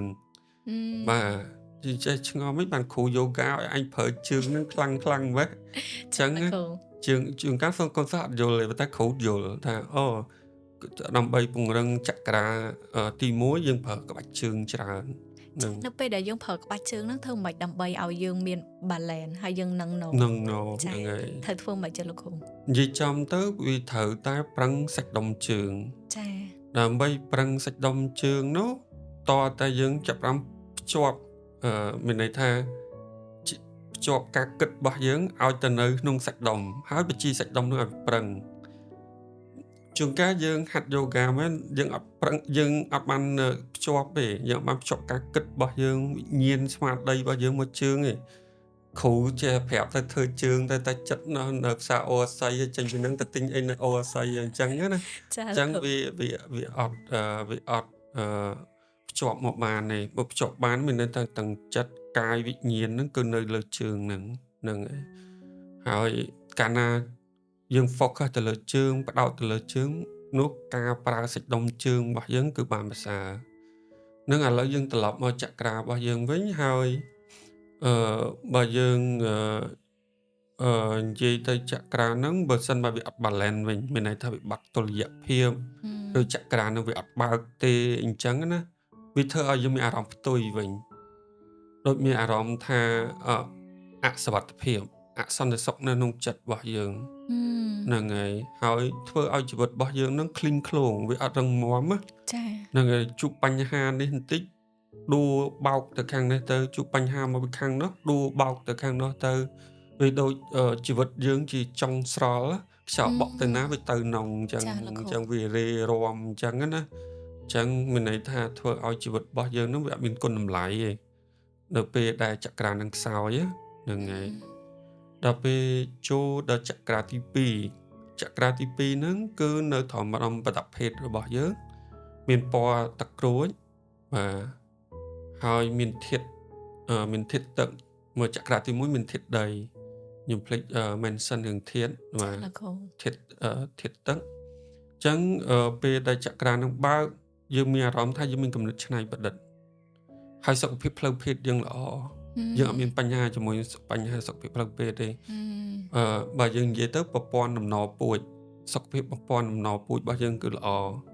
មានន័យថាបើសិនបើស្ត្រីមួយខែមករដូវម្ដងគាត់មកទៀងទាត់គាត់អត់មានរាំងរដូវអត់មានមកខែពី3ដងអីអញ្ចឹងឯងខុសប្រក្រតីអញ្ចឹងមានន័យថានៅពេលចក្រាទី2បើកគឺប្រព័ន្ធដំណរពូជសុខភាពដំណរពូជគាត់គឺល្អហ្មងអញ្ចឹងណា ចា ហ្នឹងហើយអញ្ចឹងការដែលមានកូនមានអីហ្នឹងគឺជាសុខភាពដំណរពូជបើ គាត់អត់មានកូនគាត់មានគ្រួសារហើយអានឹងក៏មានបញ្ហាហ្នឹងដែរមានបញ្ហាទៅលើចក្រាហ្នឹងដែរ ចាលោកគ្រូ បាទហើយចូលទៅដល់ចក្រាទី3ហ្នឹងគឺម្ដុំរន្ធផ្សិតរបស់យើងមានពណ៌ទឹកក្រូចធាតុខ្យល់បាទធាតុភ្លើងសំទោសធាតុភ្លើងអឺចក្រាហ្នឹងនៅពេលដែលបើកយើងជាមនុស្សដែលមានឆន្ទៈ ឆន្ទៈធ្វើអីមុតមមជាមួយនឹងការងាររបស់យើងធ្វើអីឲ្យបានសម្រេចអញ្ចឹងណាមានឆន្ទៈមោះមុតហ្នឹងហើយអញ្ចឹងនៅពេលដែលយើងហាត់យូហ្គាគ្រូឲ្យប្រើសាច់ដុំក្បាលពោះនឹងគឺពង្រឹងឆន្ទៈ អូចា បាទពង្រឹងឆន្ទៈអញ្ចឹងនៅពេលដែលយើងមានឆន្ទៈយើងធ្វើការក៏ជោគជ័យដែរមែនទេមកអត់មានឆន្ទៈធ្វើបលែងអត់ជោគជ័យទេហ្នឹងហើយអ្នកដែលផ្ទុយពីចក្រានឹងអត់អតុល្យភាពឬក៏អត់មានដំណឹងឬក៏វាអត់បើកមានន័យថាម្នាក់ហ្នឹងគាត់អត់មានឆន្ទៈខ្ជិលធ្វើអីតិចបលែងធ្វើអីតិចបលែងធ្វើទៅអ៊ីបលែងអាហ្នឹងមានន័យថាវាអតុល្យភាពណាវាអត់ដំណើរការល្អហ្នឹងហើយអញ្ចឹងពេលដែលយើងធ្វើក្បាច់យូហ្គាមួយចំនួនដែលគ្រូឲ្យយើងប្រើក្បាលពុះខ្លាំងគឺតកតងនឹងហ្នឹងហើយចាលោកគ្រូ ចក្រាហ្នឹងឯងហើយចក្រាទី4គឺនៅទ្រូងរបស់យើង ចា នៅកន្លែងបេះដូងរបស់យើងអញ្ចឹងចក្រាហ្នឹងមានពណ៌បៃតងបាទធាតុខ្យល់ ចា បាទចក្រាហ្នឹងនៅពេលវាបើកយើងមានសេចក្តីស្រឡាញ់ផ្ដល់សេចក្តីស្រឡាញ់ឲ្យអ្នកនៅជុំវិញខ្លួនមានចិត្តមេត្តាងាយក្នុងការលើកលែងទោសឲ្យគេបាទបើសិនបើចក្រានឹងបើកយើងដូចហែងដើរចូលមកមិញហើយសួរហែងមានអារម្មណ៍ថាលោកគ្រូដូចស្ងៀមស្ងាត់មាំមួនហើយមានភាពដូចថា ធម្មពលល្អ ធម្មពលល្អហើយដូចស្ងប់សុខ ចា ហ្នឹងហើយ អត់មានអារម្មណ៍ថាភ័យ ហ្នឹងហើយអត់មានអារម្មណ៍ថាភ័យហ្នឹងមានន័យថាចក្រានឹងបើក ចាលោក បាទ គ្រូ អ្នកគ្រូនិចក៏មានអាភាពនឹងច្រើនដែរ ចា បាទនឹងអញ្ចឹងហើយសួរគ្រូថាបើកដល់ធម្មតាគ្រូក៏អត់ដឹងដែរ ប៉ុន្តែអាចយើងអាច reflect មានន័យថាយើងអាចស្រូបទាញយកព័ត៌មានពីអ្នកនៅជុំវិញខ្លួនរបស់យើងវិញថាយើងជាមនុស្សបែបណា ចា អញ្ចឹងគេថាអូលោកគ្រូនៅមួយលោកគ្រូខ្ញុំមានដូចលោកគ្រូសុខចិត្តមេត្តាច្រើនឆាប់លើកលែងទោសឲ្យអ្នកដទៃអីអញ្ចឹងណា ចា អញ្ចឹងជួនកាលយើងកំណត់ថាអូយើងបើកដល់ចក្រានហ្នឹងហើយ ប៉ុន្តែយើងអត់មានអីផ្ទៀងផ្ទាត់យើងចេះថាខ្លួនយើងហ្នឹងតោះយើងស្ដាប់គេដែរបាទ ចា អញ្ចឹងទៅខ្ញុំស្ដាប់គេទៅគេនិយាយវាស្ទៀងនឹងអាទ្រឹស្ដីដែលយើងរៀនមកអញ្ចឹងណាហើយយកមកផ្ទៀងផ្ទាត់គ្នាទៅខ្ញុំប្រហែលជាបើកដល់ចក្រានហ្នឹងមើលទៅអញ្ចឹងណាហើយដល់ពេលចូលចក្រានទី5របស់យើងគឺនៅកំពង់ករបស់យើង ចាលោកគ្រូ ខ្ញុំសូមនិយាយចក្រាទី4នេះឲ្យចប់សិនពេលបែបវិបត្តិ ចា ពេលវិបត្តិវិញមានន័យថាយើងអត់មានសេចក្តីស្រឡាញ់ទេយើងជាមនុស្សកាចជាមនុស្សដែលខូខើអីអញ្ចឹងណាគ្មានចិត្តមេត្តាទេចំណែនឈ្នានីសអីអញ្ចឹងណា ចាលោកគ្រូ ហ្នឹងហើយអញ្ចឹងវាផ្ទុយពីអ្វីដែលវាបើកហ្នឹងហើយអញ្ចឹងគ្រូយូហ្គាភិកច្រើនគាត់អត់សូវមានចរិតទាំងអស់ហ្នឹងចរិតរបៀបដូចឈ្នានីស ការចិន ជន់បលិចអីហ្នឹងក៏អត់សូវមានទេ ចា អញ្ចឹងគ្រូយូហ្គាភិកច្រើនខ្ញុំគិតថាបើកមកដល់តំណឹងភិកច្រើន ចក្រាទី ទី 5 នៅបំពង់ ទី ក 4 ទី 4 ហ្នឹង ចាទី4ចា បាទពូចក្រាពីទី1ទី2ទី3ទី4ស្រួលបើកដល់ពេលមកលើរៀងពិបាក ចា វាធ្វើការសមាធិយូរវាធ្វើការហាត់ច្រើនហ្នឹងហើយអញ្ចឹងមកចូលចក្រាទី5នៅកំពង់ករបស់យើងមានពណ៌ខៀវស្រាលដូចផ្ទៃមេឃអញ្ចឹងណាហើយនៅពេលដែលចក្រានឹងបើកឬក៏ដំណើរការល្អហ្នឹងវាធ្វើឲ្យគាត់នឹងមានងាយក្នុងការទំនាក់ទំនងមួយអ្នកដទៃ មានការផ្សាយទំនាក់ទំនងមួយអ្នកដទៃនៅពេលដែលគាត់ធ្វើបទបង្ហាញអីឬក៏និយាយនៅក្នុងវេទិកាអីអញ្ចឹងគាត់ភ័យទេគឺគាត់សបោគំនិតសបោវោហាសាសក្នុងការនិយាយហើយគាត់និយាយទៅពីពិតទេអត់និយាយកុហកទេ ចា ហ្នឹងហើយ លោកគ្រូឥឡូវហ្នឹងហើយ ហ្នឹង លោក ហើយ គ្រូពុកបើកចក្រាទី ហ្នឹង 5 ហ្នឹងហើយ ចា អញ្ចឹងដូចយើងអញ្ចឹងយើងត្រូវផ្ទៀងផ្ទាត់អញ្ចឹង ចា ណា លោក ហើយ គ្រូ យើង ចា យើងដល់ពេលចក្រានឹងបិទវិញវាទៅផ្ទុយវិញទៅយើងអត់ហ៊ាននិយាយកុហកនិយាយធ្វើម៉េចឲ្យគេបែកបាក់គ្នាអីអញ្ចឹងណា ចាលោកគ្រូ និយាយក្នុងផ្លូវមួយអវិជ្ជមានណា ចា ចា ហ្នឹងហើយចូលដល់ចក្រាទី6គឺផ្នែកទី3របស់យើងថងឡើង ចា ចាលោកគ្រូ មានពណ៌ខៀវចាស់ ខៀវ ពណ៌ ចាស់ ពណ៌ទឹកប៊ិចណា ចា បាទហ្នឹងហើយពណ៌ខៀវចាស់ហើយនៅក្នុងចក្រានឹងបើកដូចយើងមានញៀនទី6អញ្ចឹងពីច្រើនយើងដឹងរឿងអីមួយដែលកាត់ឡើងមុននឹងមកដល់អញ្ចឹងណាប៉ុន្តែចក្រានឹងក៏មិនស្រួលបើកដែរវាកម្រនឹងអ្នកដែលមានឧបនិស្ស័យបើកទៅដល់ហ្នឹងណាមែនទេ លោកគ្រូអាចលើកឧទាហរណ៍បន្តិចបានទេ ឧទាហរណ៍ថាអឺយើងនឹងមានអ្នកមិត្តមានបងប្អូនយើងមកលេងផ្ទះយើងមានអារម្មណ៍ដឹងមុនថាថ្ងៃហ្នឹងមានភ្ញៀវមកលេងផ្ទះហើយអញ្ចឹងរៀបចំបោសជូតផ្ទះឲ្យស្អាតតែតើថ្ងៃបន្តិចមានភ្ញៀវមកមែនអញ្ចឹងណា ចាលោកគ្រូនិយាយតាក់ទងទៅដល់ចក្រាទី6ហ្នឹង ហ្នឹង ខ្ញុំមានអារម្មណ៍ថាខ្ញុំធ្លាប់ដឹងខ្លួនឯងនៅពេលដែលខ្ញុំទៅជិះកំពុងជិះតាមផ្លូវហើយខ្ញុំគិតថាពេលដែលខ្ញុំទៅដល់ហាងកាហ្វេមួយហ្នឹងខ្ញុំដឹងតែជួបម្នាក់ហ្នឹងហ្មងជាក់ស្ដែងពេលទៅដល់គឺជួបម្នាក់ហ្នឹងមែន មែនអូខេ ចាលោកគ្រូចឹងពេលដែលលោកគ្រូនិយាយមកខ្ញុំចាប់អារម្មណ៍ថាអញ្ចឹងខ្ញុំបើកទៅដល់ចក្រាទី6ហើយ បាទចក្រាទី6មិនមែនញៀនទី6មិនមែនយើងអត់មានណាយើងមាន ចា ប៉ុន្តែគ្រាន់តែអ្នកខ្លះមានខ្លាំងអ្នកខ្លះមានខ្សោយ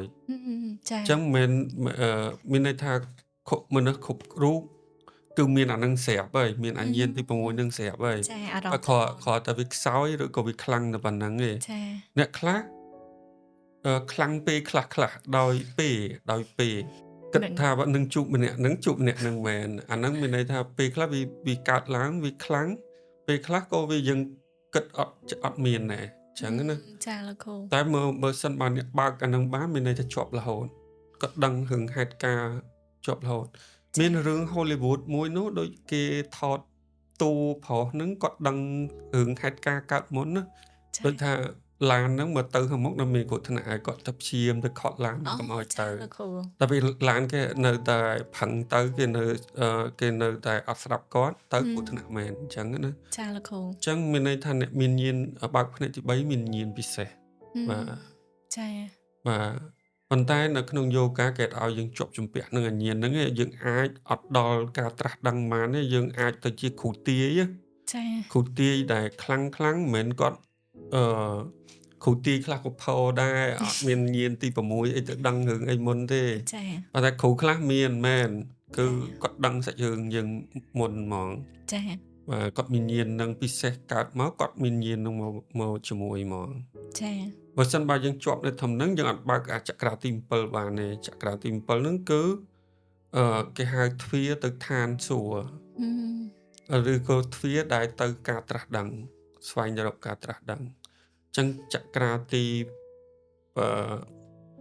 7ហ្នឹងគឺនៅប្រហោយរបស់យើងដូចយើងបើកទ្វារប្រឡែងអាប្រលឹងរបស់យើងហ្នឹងឲ្យទៅភ្ជាប់នៅនឹងធម្មពលកកើតធម្មពលបង្កើតលោក ចា អញ្ចឹងអាហ្នឹងពេលហ្នឹងដែលយើងត្រាស់ដឹងបាទ លោកគ្រូ បាទប៉ុន្តែគេថាគ្រូយូហ្គាភិកច្រើនគឺពិបាកជាងគេគឺស្តាក់នៅត្រង់ឡែងនៅពេលកើតញៀនទី6យើងដូចថាពេញចិត្តរីករាយនៅអ្វីដែលខ្លួនឯងដឹងអញ្ចឹងណា ចា វាអស្ចារ្យមើលស្ដាប់ទៅវាដូចអស្ចារ្យជាងអ្នកដទៃអញ្ចឹងណា ចា ហ្នឹងហើយ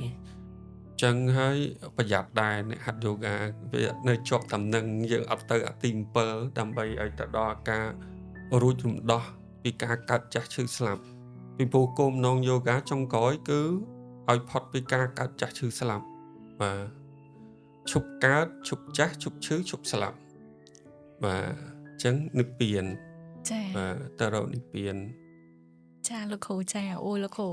ស្ដាប់មកខ្ញុំមានអារម្មណ៍ថាខ្ញុំហ៊ានបានច្រើនមែនទែនហើយអស្ចារ្យមែនទែន បាទ ពីចក្រាទាំង7ដោយលោកគ្រូប្រាប់ពី ពី1 2 3 4 5 6 7ហើយខ្ញុំជឿថាអ្នកស្ដាប់របស់យើងគឺគាត់បានដឹងថាអូតាមពិតពេលដែលយើងហាត់យូហ្គាយើងជួយបានទាំងរាងកាយរបស់យើងទាំងចិត្តរបស់យើងទាំងស្មារតីរបស់យើងទាំងសកម្មភាពរបស់យើងរាល់ថ្ងៃយើងដឹងពីអត្តចរិតយើងទៀតយើងដឹងថាយើងមានភាពខ្លាំងយើងដឹងថាយើងមានភាពខ្សោយយើងដឹងថាយើងមានទំនុកចិត្តលើខ្លួនឯងអត់យើងដឹងថាយើងមាន commitment អត់មានការតាំងចិត្តអត់អញ្ចឹងពីចក្រាននីមួយៗពេលដែលយើងហាត់គឺយើងដឹងហ្មងឧទាហរណ៍លោកគ្រូនិយាយថាពេលដែលយើងធ្វើ balance យើងឈរជើងមួយអញ្ចឹងយើងអាចមើលដឹងថាយើងជាអ្នកដែលមានការតាំងចិត្តអត់អញ្ចឹងយើងអាចមើលខ្លួនឯងអញ្ចឹងពេលដែលយើងមកស្វែងរកយូហ្គាគឺយើងដឹងពីអត្តចរិតខ្លួនឯងទៀតយើង aware ហ្មងទៅលោកគ្រូចាអញ្ចឹងលោកគ្រូគិតថាតាមបទពិសោធន៍លោកគ្រូយូហ្គាជួយទៅលើសុខភាពផ្លូវចិត្តនិងផ្លូវកាយហើយខ្ញុំចង់ដឹងថាចាលោកគ្រូគឺជាលោកគ្រូយូរឆ្នាំហើយអញ្ចឹងនៅពេលលោកគ្រូដែលមានពេលថាយើងធ្លាប់មានអារម្មណ៍ធ្លាក់ទឹកចិត្តអត់និយាយចំទៅអារម្មណ៍មនុស្សយើងមិនតន់ត្រាស់ដឹងទេណាអញ្ចឹងវាមានសម្ពាធការងារសម្ពាធជីវិតនឹងគ្រួសារអីហ្នឹងវានៅមានព្រោះយើងនៅបឋិជននៅឡើយឯងយើងមិនតន់អរហន្តនៅឡើយយើងមិនតន់ត្រាស់ដឹងទេអញ្ចឹងណាបើគ្រាន់ថានៅពេលដែលយើងជួបបញ្ហាឬក៏ដូចជា anxiety stress depression អីយើងមានឧបករណ៍យើងមានវិធីក្នុងការកែប្រែស្ថានភាពរបស់យើងហ្នឹងឲ្យប្រសើរល្អជាងអ្នកដែលអត់ដឹងមិនមែនអញ្ចឹងណាអញ្ចឹងដូចខ្ញុំអញ្ចឹងខ្ញុំធ្លាប់កាត់ជំងឺ anxiety ឬជំងឺថប់បារម្ភអញ្ចឹងអាការៈហ្នឹងវាងាយក្នុងការកើតមកវិញវាអាចកម្រើកមកវិញញឹកញាប់ទៅតាមស្ថានភាពដំណើរនៃជីវិតរបស់យើងជួបស្ថានភាពលំបាកប៉ុណ្ណាអញ្ចឹងណាប៉ុន្តែពេលយើងដឹងខ្លួនថាឥឡូវយើងមានបញ្ហានេះវាកម្រើកមកវិញយើងហាត់យូហ្គាសមាធិលំហាត់ដង្ហើមសម្រាប់ពេញបរិបូរណ៍ហើយអញ្ចឹងទៅវាឃើញថាយើងលើសពីអ្នកដទៃយើងមានឧបករណ៍យើងមានវិធីសាស្ត្រក្នុងការជួយខ្លួនឯងណាហ្នឹងហើយអញ្ចឹងពេលដែលលោកគ្រូមានបញ្ហាឧទាហរណ៍យើងនៅខាងក្រៅយើងអត់សប្បាយចិត្តទេយើងកំពុងតែមានបញ្ហាជាមួយនឹងអ្នកពីគ្រួសារយើងឬក៏សម្ពាធអីផ្សេងអញ្ចឹងទៅតែពេលដែលលោកគ្រូចូលថ្នាក់តើលោកគ្រូ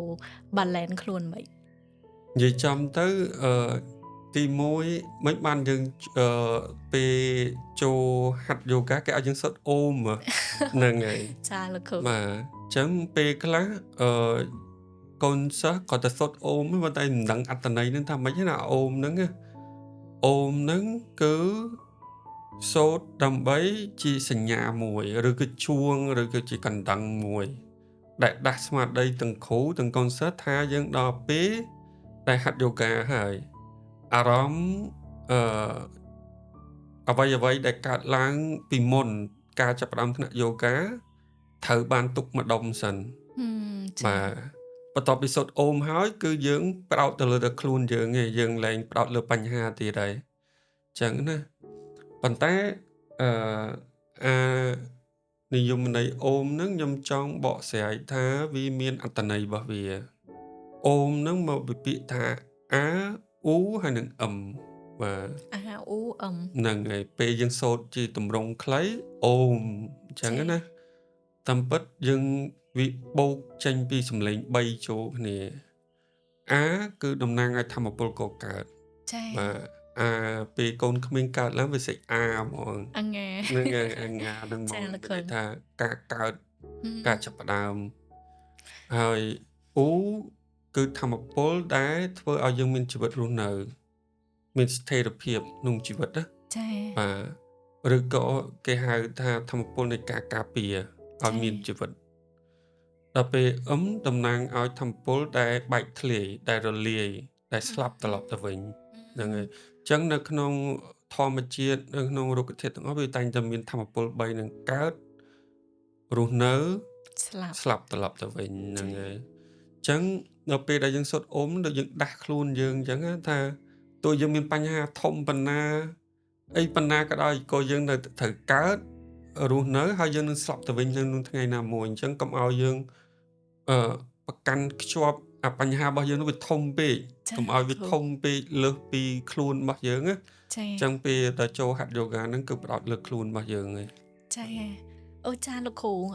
អរគុណលោកគ្រូព្រោះពេលដែលខ្ញុំទៅហាត់ថ្នាក់ Yoga ម្ដងៗខ្ញុំអត់ទាន់ដឹងអត្ថន័យច្បាស់ពីអូមទេប៉ុន្តែនៅពេលដែលលោកគ្រូបាន detail ថាអូមមានអត្ថន័យម៉េចដោយលោកគ្រូថា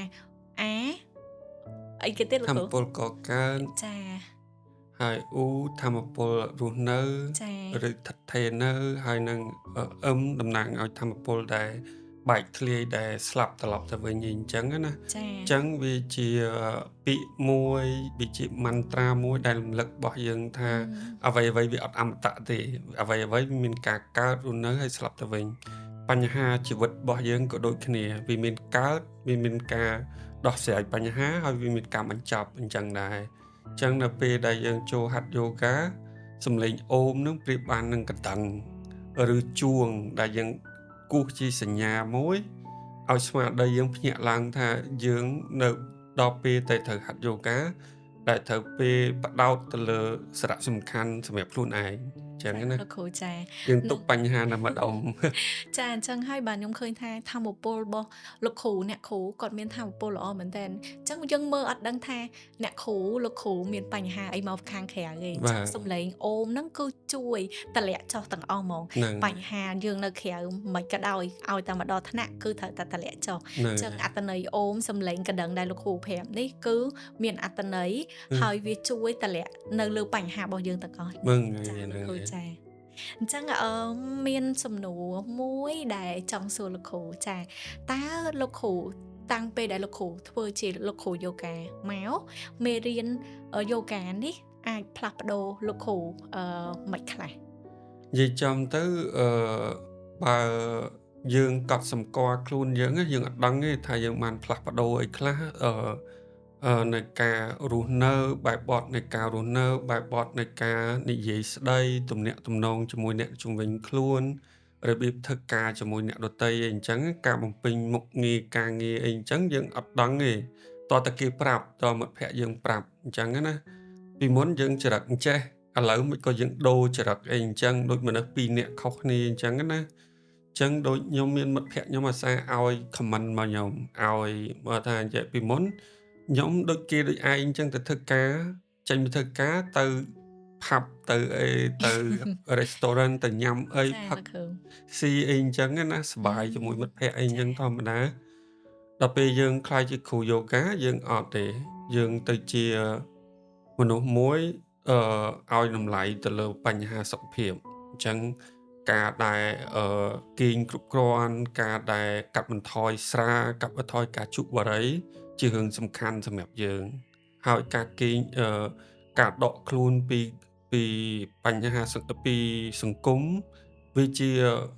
ពេលវេលាមួយផ្ទាល់ខ្លួនសម្រាប់ខ្លួនឯងអីអញ្ចឹងណាចាំមិត្តភ័ក្ដិគេមើលឃើញថាប្លែកអញ្ចឹងហើយមួយទៀត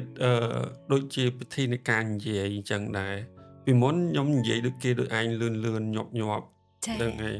ដល់ពេលយើងខ្លាចជាគ្រូយូហ្គានិយាយគិតដូចថាគេឲ្យយើងគិតឲ្យមានស្មារតីនៅក្នុងពាក្យរបស់យើងនៅក្នុងការបញ្ចេញសម្លេងរបស់យើងអត្តន័យរបស់យើងហ្នឹង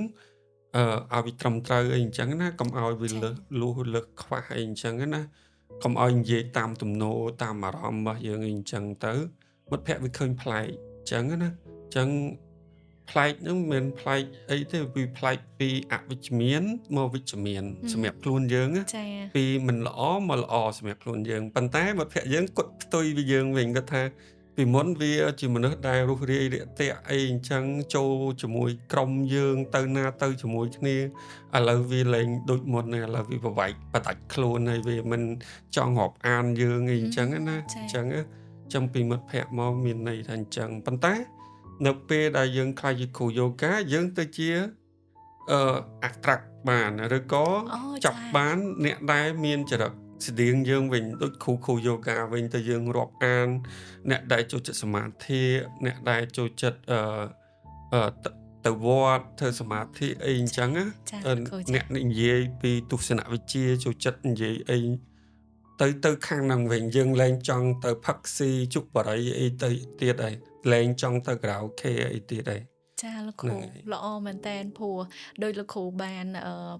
និយាយមុនហ្នឹងអញ្ចឹងព្រោះពេលដែលយើងខ្លាចជាគ្រូយូហ្គាយើង attract team យូហ្គា ហ្នឹងហើ អ្នក យ ដែល team មាន yoga ហ្នឹង ផ្នត់គំនិតដូចគ្នា ហ្នឹង ដូចខ្ញុំ ហើយ បាននិយាយនៅក្នុងអេពីសូតដំបូងរបស់ អឺ អ្នកគ្រូនិចពេលអ្នកគ្រូគាត់សម្ភាសន៍ខ្ញុំប្រាប់គាត់ថានៅពេលដែលខ្ញុំចូលមកយូហ្គានេះគឺជួយខ្ញុំបានច្រើន បា ព្រោះ ទ ដោយសារតែទាំងសុខភាពផ្លូវចិត្តយើងហើយទាំងរាងកាយយើងតបាៀត ទ បា ហើយ ទ អ្វីដែលសំខាន់គឺអ្នកជុំវិញរបស់យើង ហ៊ឹ អញ្ចឹងអ្នកជុំវិញរបស់យើង attract អ្នកដែលមានផ្នត់គំនិតដូចគ្នា ហ្នឹងហើ អ យ ញ្ចឹងពេលដែលគ្រូលើកឡើងមកគឺដូចអ្វីដែលខ្ញុំមានបទពិសោធន៍ដែរ បាទ ចាបាទ លោកគ្រូចា ចាលោកគ្រូមួយទៀតខ្ញុំឆ្ងល់ថាពីយូហ្គា អឺ អញ្ចឹងនៅក្នុងអត្ថន័យយូហ្គាហ្នឹងជាភាសាអង់គ្លេសត្រូវទេលោកគ្រូ បាទ yoga ពាក្យ ពាក្យថា yoga ហ្នឹងមកពីភាសាសំស្ក្រឹតមានន័យថាយោគ យោគហ្នឹងមានន័យថាការដាក់បញ្ចូលគ្នា ការទឹមឲ្យចូលគ្នា ដូចយើងទឹមគល់ឆ្វេងគល់ស្ដាំឲ្យចូលគ្នាអញ្ចឹងណា ពេលយើងដឹករទេះ អូសរទេះ អូសនាងកអីហ្នឹងយើងទឹមគ្នាបញ្ចូលគ្នា មានន័យថាពាក្យថាយោគ ជាភាសាសំស្ក្រឹត ចា ចា ជាភាសាដើមរបស់ឥណ្ឌា ហឹម បាទពេលពាក្យថា yoga ហ្នឹងតាមពិតសោនជាភាសាអង់គ្លេសទេ ដែលយើងហៅរាល់ថ្ងៃ yoga អញ្ចឹងណា ចា ហ្នឹងមិនមែនជាភាសាដើមទេ ភាសាដើមគឺយោគ ហើយខ្មែរយើងក៏មានពាក្យ yoga ដែរ ប៉ុន្តែយើងអត់ហៅ yoga ទេ យើងហៅ យូហ្គា យូហ្គា យូហ្គា យ ដកស្រអោ គ ចុច 2 អូ យូហ្គា ចាលោក ហ្នឹង គ្រូ ហើយ ចា ហ្នឹងភាសារបស់យើងហ្មង គឺមានន័យថាយោគ yoga ហ្នឹងហ្មង អញ្ចឹងណា ហ្នឹងហើយ អញ្ចឹងពាក្យទាំងអស់ហ្នឹងគឺមានន័យដូចគ្នា យោគ yoga យោគៈ យោខៈ គឺ yoga ហ្នឹងតែម្ដង យើងហៅតាមសំនៀងភាសាអង់គ្លេសគឺ yoga ទាំងអស់គ្នាហ្នឹង ដល់សព្វថ្ងៃ និយាយចំទៅពាក្យថាយោគៈ ខ្ញុំចង់ឲ្យខ្មែរយើងប្រើពាក្យយោគៈដែរ ពីព្រោះពាក្យហ្នឹងវាមាននៅក្នុងវចនានុក្រមរបស់សម្ដេចសង្ឃជួនណាត បា ចា ទ ប៉ុន្តែខ្មែរយើងនៅមានទំនោរមួយនិយាយតាមសោនភាសាអង់គ្លេស ចគាាត់ លមា ូ ន ក អា គ្រូ រម្មណ៍ថាងាយស្រួលជាង yoga អញ្ចឹងណា ចា ហ្នឹងហើយ តែសង្ឃឹមថាអនាគតទៅ yoga វាកាន់តែទូលំទូលាយ យើងនឹងប្រើភាសាដើមរបស់យើងគឺយោគៈនឹង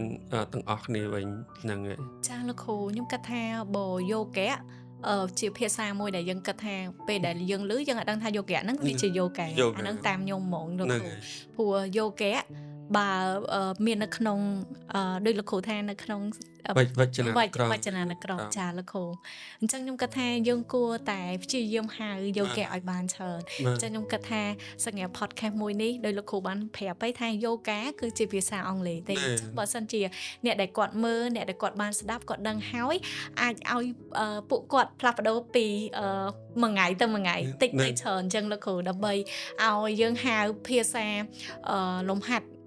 ប្រាណរបស់យូហ្គាហ្នឹង ហ្នឹង ទៅជាយូហ្គាភាសាខ្មែរមួយ ហ្នឹង យើង ហើ វិញ យ អញ្ចឹងខ្ញុំគិតថាចាប់ផ្ដើមពីលោកគ្រូ បា អញ្ចឹង ទ នៅពេលដែលលោកគ្រូនិយាយថាយូហ្គាអញ្ចឹង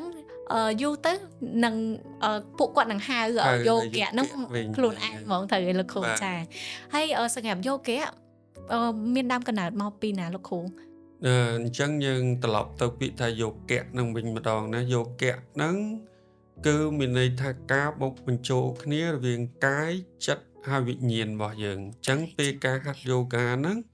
មិនគ្រាន់តែពត់ដៃ ពត់ជើង បត់ដងខ្លួនទៅឆ្វេង ទៅស្ដាំ ទៅមុខ ទៅក្រោយទេ គឺការបូកបញ្ចូលគ្នារវាងកាយ ចិត្ត ហើយនិងវិញ្ញាណរបស់យើង ឬក៏យើងហៅថាព្រលឹងរបស់យើងហ្នឹងឲ្យនៅជាមួយគ្នា នោះបានគេហៅថាយូហ្គា អញ្ចឹងយូហ្គាគោលបំណងសំខាន់គឺធ្វើឲ្យចិត្តរបស់យើងស្ងប់ នៅក្នុងYoga Sutra របស់ Patanjali គេថាយោគៈ យោគៈ រិទ្ធីនិរោធហា ជាភាសាសំស្ក្រឹតណា ចា អ លោក ញ្ចឹង គ្រូ មានន័យថាយូហ្គាគឺជាការបញ្ឈប់ទៅនៃរលកខ្សែចិត្ត ឬការធ្វើចលនានៃចិត្ត ការធ្វើចលនានៃ បាទ ចិត្តចា បាទ ភា អ សា ញ្ចឹង សាមញ្ញ ពីភាសាសាមញ្ញមានន័យថាចិត្តរបស់យើងវាធ្វើចលនា វារត់ពីគិតពីរឿងមួយទៅរឿងមួយ ពីរឿងមួយទៅរឿងមួយ តែយូហ្គាហ្នឹងគឺធ្វើឲ្យចិត្តរបស់យើងស្ងប់ គិតរឿងតែមួយ បាទ នៅក្នុងពេលតែមួយ អញ្ចឹងឧទាហរណ៍យើងធ្វើក្បាច់មេតបទី 1 អញ្ចឹងយើងផ្ដោតទៅលើជើងរបស់យើង ជើងខាងមុខជុចជើងខាងក្រោយលាតត្រង់ដៃលើកឡើងលើដងខ្លួនត្រង់ឡើងលើអញ្ចឹងយើងផ្ដោតទៅលើតកាយរបស់យើងតែមួយធ្វើឲ្យចិត្តរបស់យើងស្ងប់ ចា នឹងហើយបានគេហៅថាយូហ្គាអញ្ចឹងយូហ្គាលើសពីការហាត់ប្រាណណាមិនមែនជាការហាត់ប្រាណទេហើយឆ្លើយសំណួរទៅអូនឯងតកតងនឹងប្រវត្តិយូហ្គាតាមពិតវាមានប្រវត្តិជាអឺរបស់មួយវាជាប្រពៃណីមួយវាជារបៀបរបបនៃការរស់នៅមួយដែលមានអាយុកាលវែងមែនទែនរហូតដល់ 5000 ឆ្នាំ 5000 ឆ្នាំលោក មាន គ្រូ ន័យថាប្រហែលជា 2700 មុនគ្រិស្តសករាជ 2700 មុនគ្រិស្តសករាជ អូ ដល់ពេលយើងបូក 2006 នេះទៀតអញ្ចឹងវាឡើង 5000 បាទវាឡើង 5000 ឆ្នាំណាអញ្ចឹងវាមិនមែនជារឿងអីដែលថ្មីទេវាថ្មីសម្រាប់ប្រទេសកម្ពុជារបស់យើង ចា តែវាមិនមែនថ្មីសម្រាប់ពិភពលោកទាំងមូលទេវាជារឿងចាស់ ចា អញ្ចឹងយូហ្គាហ្នឹងមានប្រភពមកពីភាគខាងជើងនៅប្រទេសឥណ្ឌាដោយកុលសម្ព័ន្ធមួយនោះដែលគាត់ចាប់ផ្ដើមហាត់យូហ្គាតាំងពី 2700 ឆ្នាំមុនគ្រិស្តសករាជដែលឈ្មោះថា Indus Indus ចលងភ្នំ Indus កុលសម្ព័ន្ធហ្នឹងរស់នៅចលងភ្នំមួយឈ្មោះថា Indus ហើយគេហៅឈ្មោះកុលសម្ព័ន្ធហ្នឹងថា Indus កុលសម្ព័ន្ធ Indus ហ្នឹងហើយពីមុនប្រទេសឥណ្ឌានិងប្រទេសប៉ាគីស្ថានតែមួយណាអញ្ចឹងមានន័យទឹកដីហ្នឹងសពថ្ងៃហ្នឹងវាគេកាត់ទៅជាប្រទេសប៉ាគីស្ថានហើយ ចាលោក បាទភាគខាងជើងឥណ្ឌាភាគខាងជើងអញ្ចឹងបើយើងនិយាយថាឥណ្ឌាភាគខាងជើងហើយយើងនិយាយឈ្មោះចលងភ្នំហ្នឹងវាអាចគេទៅរត់ឃើញព្រោះវាកាត់ចូលទៅជាទឹកដីប៉ាគីស្ថានពីមុនឥណ្ឌាប៉ាគីស្ថានយើងដឹងហើយនៅឥណ្ឌាហើយប៉ាគីស្ថានប្រទេសតែមួយទេពីមុនណា ចា ហ្នឹងហើយបើយើងបែងចែកប្រវត្តិនៃយូហ្គាហ្នឹងគឺយូហ្គាវាកើតនៅមុនបរិប្រវត្តិមានន័យថាមនុស្សយើងអត់ទាន់ចេះកត់ត្រាអញ្ចឹងមានយូហ្គាហើយពេលហ្នឹងការហាត់យូហ្គាគឺការផ្ដល់បង្រៀនយូហ្គាពីមនុស្សមួយទៅមនុស្សមួយដោយផ្ទាល់មាត់អញ្ចឹងណា ចា ឧទាហរណ៍អេសីឬគ្រូយូហ្គាមួយអញ្ចឹងមានកូនសិស្ស10នាក់អញ្ចឹងទៅពរៀនអត់មានតន់ចេះសរសេរអក្សរឲ្យមនុស្សអត់តន់ចេះសរសេរអក្សរតែគ្រូប្រាប់ឲ្យធ្វើម៉េចកូនសិស្សធ្វើតាមអញ្ចឹងហើយចាំតាមអ្វីដែលគ្រូនិយាយអញ្ចឹងណាអញ្ចឹងហើយចាំតគ្នាមកអញ្ចឹងវាមានអាយុកាលប្រហែលរហូតទៅដល់ 5000 ឆ្នាំ រហូតដល់ឆ្នាំ1300មុនគ្រិស្តសករាជបានមនុស្សយើងចាប់ផ្ដើមចេះសរសេរ អូចា អញ្ចឹងមានន័យថាពី2700 ឆ្នាំមកដល់1300 ឆ្នាំគឺមនុស្សយើងអត់ទាន់ចេះសរសេរទេតទៅដល់1300 ឆ្នាំមុនគ្រិស្តសករាជបានមនុស្សយើងចាប់ផ្ដើមចេះសរសេរប៉ុន្តែគេរកឃើញផុសតាងដូចជារូបតែគេស្មូនជាពីដីណាមានក្បាច់យូហ្គាមានគេធ្វើក្បាច់យូហ្គាគេធ្វើកំណាយទៅគេរកឃើញហើយគេមានឃើញខបកម្មដែលចងមានន័យថាគេចងគេធ្វើឲ្យដូចមនុស្សអង្គុយសមាធិអញ្ចឹងណាហ្នឹងហើយហើយគេមានក្បាច់យូហ្គាមួយចំនួនគេធ្វើលើត្រាយើងបោះត្រាអញ្ចឹងណាហ្នឹងហើយចាអញ្ចឹងយូហ្គាហ្នឹងគឺមានប្រវត្តិដើមហ្នឹងយូរលង់ណាស់មកហើយតាំងពីមនុស្សយើងអត់ទាន់ចេះសរសេរអក្សរម៉េះអញ្ចឹងណាដល់ពេលមកមនុស្សយើងចាប់ផ្ដើមចេះសរសេរអក្សរដោយបង្កើតគម្ពីរមួយគេហៅ Rig Veda ហ្នឹងប្រែថាគម្ពីរ Rig នឹងឈ្មោះគម្ពីរនឹងឈ្មោះថា Rig អូ Rig Veda អញ្ចឹងជាគម្ពីរដំបូងគេរបស់ពិភពលោកដែលធ្វើជាអក្សរចា៎បាទអក្សរនឹងជាអក្សរសំស្ក្រឹតហ្នឹងហើយអញ្ចឹងជាគម្ពីរដែលចាស់ជាងគេរបស់ពិភពលោកហ្នឹងដែលមានពាក្យយូហ្គាក្នុងហ្នឹង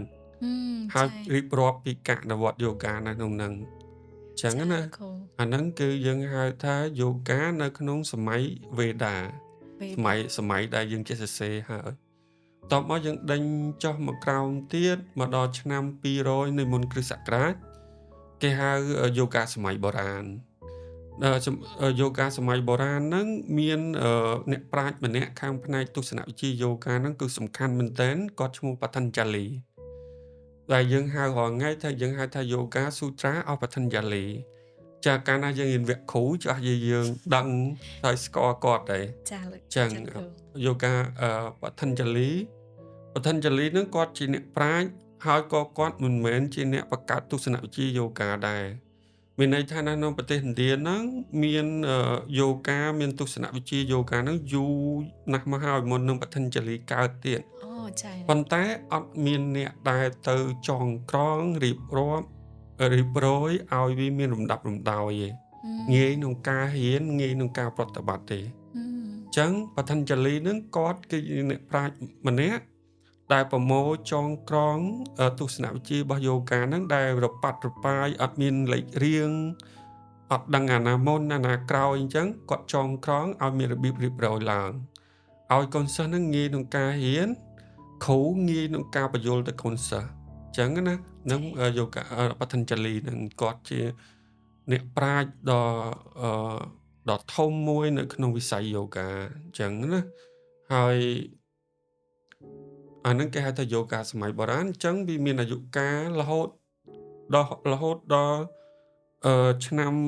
400នៃគ្រិស្តសករាជមានន័យថាបន្ទាប់ពីព្រះយេស៊ូវគ្រីស្ទកើតហើយ400ឆ្នាំក៏គេនៅហៅថាយូហ្គាសម័យបុរាណដែរចាបាទតបមកបានគេហៅថាយូហ្គាសម័យទំនើបបាទយូហ្គាសម័យទំនើបហ្នឹងយើងត្រូវនឹកឃើញដល់អ្នកប្រាជ្ញឥណ្ឌាម្នាក់ដែលឈ្មោះថា Vivekananda ហ្នឹងគាត់ជាទស្សនវិទូជនជាតិឥណ្ឌាដែលគាត់មានចំណេះដឹងទស្សនវិជ្ជាយូហ្គាដ៏ស៊ីជម្រៅហើយនឹងសាសនាហិណ្ឌូ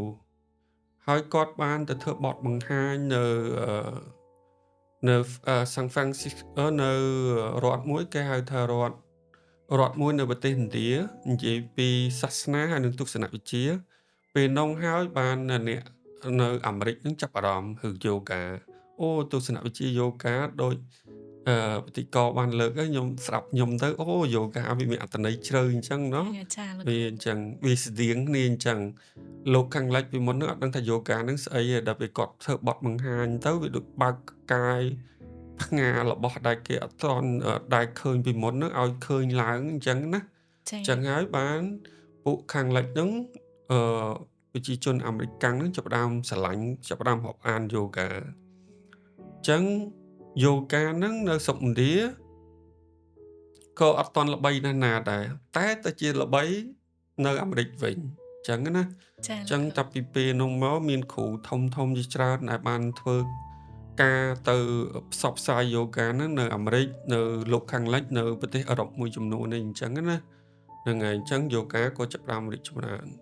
ដល់ពេលយើងមើលឃើញការដែលយូហ្គាហាងងាកចេញពីប្រភពដើមនៃឥណ្ឌាបន្តិចឥណ្ឌានិយាយពីការហាត់យូហ្គាគឺនិយាយពីសាសនានិយាយពីការគោរពព្រះដោយព្រះព្រហ្មព្រះវិស្ណុព្រះសិវៈអីអញ្ចឹងណាអញ្ចឹងបាននៅពេលខ្លះពេលយើងជជែកពីយូហ្គាគេថាយូហ្គាហើយនឹងសាសនាហិណ្ឌូនឹងតែមួយតាមពិតមិនមែនតែមួយទេគឺពីរខុសគ្នាប៉ុន្តែយូហ្គានេះវាកើតឡើងមុនសាសនាកើតឡើងមកទៀតមានន័យថាយូហ្គាបានកើតហើយសាសនាតទៅយូហ្គាកើតឡើងតាំងពីឆ្នាំ2700មុនគ្រិស្តសករាជសាសនាតែចេះកើតសាសនាហិណ្ឌូជាសាសនាដែលចាស់ជាងគេលើពិភពលោកចាកើតនៅឆ្នាំ1300ជាងអញ្ចឹងវាមានគម្លាតពីគ្នា1000ឆ្នាំជាងបានប៉ុន្តែដោយសារតែប្រពៃណីយូហ្គាហ្នឹងវាកើតនៅស្រុកឥណ្ឌាដល់ពេលគេបង្កើតសាសនាគេយកទស្សនវិជ្ជារបស់យូហ្គាហ្នឹងបង្កើតទៅជាសាសនាបង្កើតជាប្រព័ន្ធជំនឿអូចឹងហើយបានតែសាសនាហិណ្ឌូហ្នឹងពេលខ្លះទៅគេមើលថាយូហ្គានិងហិណ្ឌូហ្នឹងវាមានទំនាក់ទំនងគ្នាជិតស្និទ្ធម្នាក់ខ្លះមិនថាមានទំនាក់ទំនងទេគេថាដូចគ្នាទៀតអញ្ចឹងណាប៉ុន្តែចំពោះអ្នកសិក្សាយូហ្គាគឺដាច់ពីគ្នាវាមានទំនាក់ទំនងមែនប៉ុន្តែវាជារឿងពីរខុសពីគ្នាហ្នឹងហើយអញ្ចឹងហើយ ពេលដែលគាត់ទៅផ្សព្វផ្សាយហ្នឹងទៅយូហ្គាចាប់ផ្ដើមរីកចម្រើននៅលោកខាងលិចទៅជាយូហ្គាចាប់ផ្ដើមរីកចម្រើនមកលោកខាងកើតវិញយើងកើតមានន័យថាអាស៊ីណា អូ លោក ចា ខាងកើតគឺអាស៊ីយើងបូកទាំងអាស៊ីអាគ្នេយ៍របស់យើងដែរអញ្ចឹងពេលដែលបន្ទាប់មកបានគេហៅថាយូហ្គាសម័យទំនើបបើយើងនិយាយពីយូហ្គាសម័យទំនើបយើងមិនអាចមិនលើកឈ្មោះគ្រូយូហ្គាមួយគេហៅថា Father of Hatha Yoga ជាឈ្មោះគាត់ឈ្មោះថា Krishnamacharya អ្នកប្រាជ្ញហ្នឹងគាត់មានកូនសិស្ស4នាក់ទី1គឺ Pattabhi Joy ទី2 Mr. BKS Iyengar ទី3 Dekasha កូនប្រុសរបស់គាត់ហើយទី4គឺ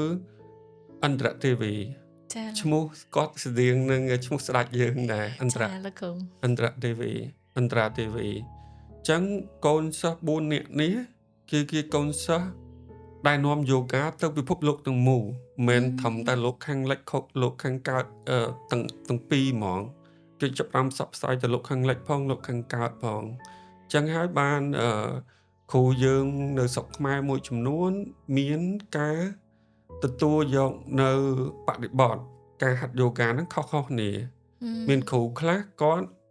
ផ្ដោតទៅលើ alignment ច្រើនក៏ផ្ដោតទៅលើការប្រើឧបករណ៍ច្រើន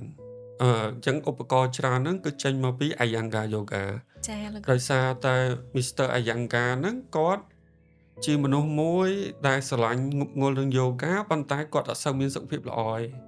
គាត់ហាត់យូហ្គាហ្នឹងដើម្បីសង្គ្រោះសុខភាពគាត់ណា ចា អញ្ចឹងគាត់បង្កើតយូហ្គាហ្នឹងឲ្យមានឧបករណ៍ច្រើនដើម្បីជួយសម្រួលអ្នកដែលមានបញ្ហាសុខភាពបាទអញ្ចឹងធ្វើឲ្យអ្នកមានបញ្ហាសុខភាពក៏អាចហាត់យូហ្គាបានដោយប្រើឧបករណ៍ជំនួយដល់ពេលPattabhi Joy គាត់បង្កើត Ashtanga Yoga យូហ្គាមួយដែល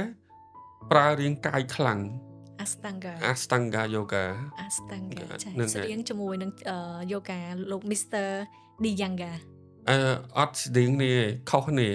តែស្តៀងឈ្មោះគ្នាលោកគ្រូណោះPattabhi Joy ផ្សេងចាគាត់បង្កើតយូហ្គាមួយប្រភេទគាត់ឈ្មោះថា Ashtanga Yoga ចាដល់ពេល Iyengar Yoga វាដូចកា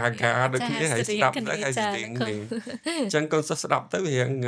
មានអារម្មណ៍ថាដូចគ្នាតាមពិតអត់ដូចគ្នាមកគ្រូគេដឹងច្បាស់ថាអូនេះ style របស់ Ashtanga Yoga នេះ style របស់ Iyengar Yoga ចាអញ្ចឹងណាមួយ style យឺតមួយ style លឿននេះអញ្ចឹងណាមួយ style ខ្លាំងមួយ style យ៉ាងទន់ភ្លន់នេះអញ្ចឹងណាចាហ្នឹងហើយមក Dekasha គាត់បរៀនគេហៅ Vini Yoga បើយើងនិយាយស្ដាប់យូហ្គាសម្រាប់មនុស្សម្នាក់មានន័យថា Vini Yoga គេច្រើនទៅរៀនគ្រូមួយសិស្សមួយគ្រូនឹងសិក្សាពីបញ្ហារបស់កូនសិស្សសិក្សាអំពីកម្លាំងកាយកម្លាំងចិត្តរបស់កូនសិស្សបញ្ហាសុខភាពរបស់កូនសិស្សហើយបរៀនទៅតាមបញ្ហាបុគ្គលមួយបាទយូហ្គាប្រភេទហ្នឹងឃើញតែគ្រូមួយសិស្សមួយគ្រូមួយសិស្សមួយឯងចាលោកគ្រូបាទខុសពី Iyengar Ashtanga អីមិញគេហាត់ក្រុមធំបានចាបាទហើយ Indra Devi គាត់ទៅជាគ្រូយូហ្គាមួយដែលបរៀន Hatha Yoga ហើយគាត់បញ្ជ្រាបច្រើនទស្សនវិជ្ជាយូហ្គាទៅឲ្យមនុស្សយើងយល់ឲ្យកាន់តែស៊ីជម្រៅណាពីទស្សនវិជ្ជារបស់យូហ្គា Andhra Devi ជាស្ត្រីម្នាក់ដែលឆ្នើមមានន័យថាគាត់ជាស្ត្រីមួយពីមុនខ្ញុំចង់និយាយថាតាមប្រវត្តិយូហ្គាហ្នឹងយូហ្គាគឺលំហាត់ប្រាណសម្រាប់មនុស្សប្រុសណាមិនមែនសម្រាប់មនុស្សស្រីទេចាលោកគ្រូមានតែមនុស្សប្រុសឯងបានហាត់បានហើយអ្នកមានឋានៈខ្ពស់ទៀតបានហាត់បាននៅស្រុកឥណ្ឌាពីបុរាណណាតើតកូនស្ដេចកូនស្ដេចមេតបកូនមេតបកូនមន្ត្រីរាជការនៅក្នុងឋានៈណាមួយអីបានហាត់បានរីសាមញ្ញហាត់ហាត់ក៏អត់បានទៀតស្រីក៏ហាត់អត់បានទៀតតែ Andhra Devi គឺជាករណីមួយលើកលែងគាត់ជាកូន គាត់ជាជនជាតិរុស្ស៊ីហើយពេលហ្នឹងឪពុកគាត់ជាទូតរុស្ស៊ីនៅប្រទេសឥណ្ឌាចឹងហើយពេលដែលគាត់ទៅឃើញគេហាត់យូហ្គាឃើញប្រុសៗគេហាត់យូហ្គាគាត់ចាប់អារម្មណ៍គាត់ចង់ហាត់ដែរគាត់ទៅសុំឪពុកគាត់ទៅសុំគ្រូហើយគ្រូហ្នឹងក៏បើកចិត្តទូលាយទៀតឲ្យគាត់រៀនចឹងគាត់ទៅជាស្ត្រីទី1ដែលហាត់យូហ្គាគាត់ជាស្ត្រីបរទេសទី1ដែលហាត់យូហ្គាចឹងគាត់ពិសេសចំណុចគាត់ពិសេសពីរហ្នឹងឯងចឹងមានគ្រូ4នាក់ហ្នឹងដូចនិយាយផាថា Bijoy Mr. BKS Iyengar មាន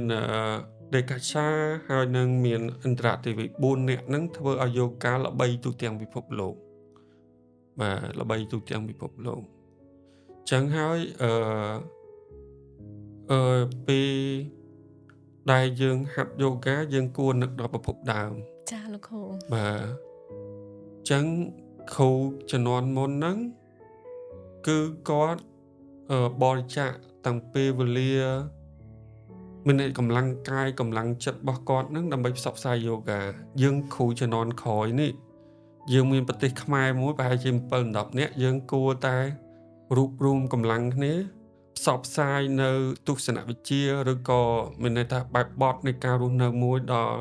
ស៊ីវិល័យបើយើងនិយាយថាឥឡូវថាស៊ីវិល័យថាវាទំនើបឲ្យចូលទៅគ្រប់ស្រទាប់ទាំងអស់នៃប្រជាជនខ្មែររបស់យើងបាទយើងឃើញថាគ្រូរបស់យើងម្នាក់មាន